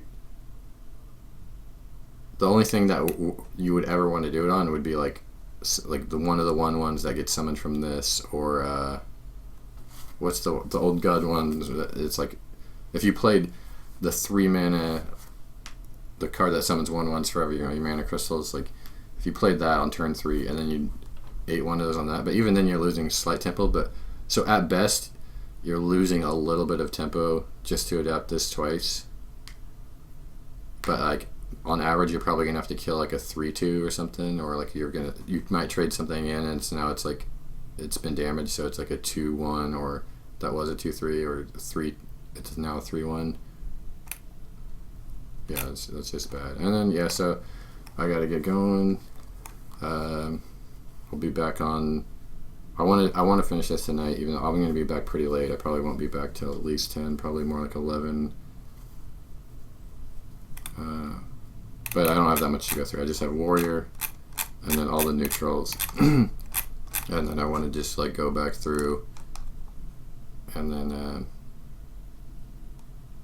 figure things out a little bit more, and then depending on like how late or early I get back, I might theory craft tonight, but I'll probably like sometime tomorrow, or it definitely within the next like half week, I'm gonna like theory craft and like get on here and like try to create the decks. That's gonna be fun. Like that's one of the cool things about Hearthstone is like even before the game comes out, you can sort of play because you can just like get on here and like just build some decks and like try to figure it out. Figure out if like what fits. Yeah, like stuff like we're like hunter, like mid-range hunter. How am I gonna actually build mid-range hunter? Like is there like which one of these cards can I like can I fit this card in there, or do I have to cut that? Like stuff like that. So I'll leave this on warrior, and I'll be back on. Thanks for watching, Ascent, and contributing. Hopefully you're on sometime. And if just send me a friend request on. I think you did. I don't know if you already did. The next time I get on, I can't look at the thing for me, can I? Or I don't know how. Oh, the next time I'll just get on Hearthstone. Obviously, I gotta log on for the daily reward, and I'll accept it if you send me a friend request.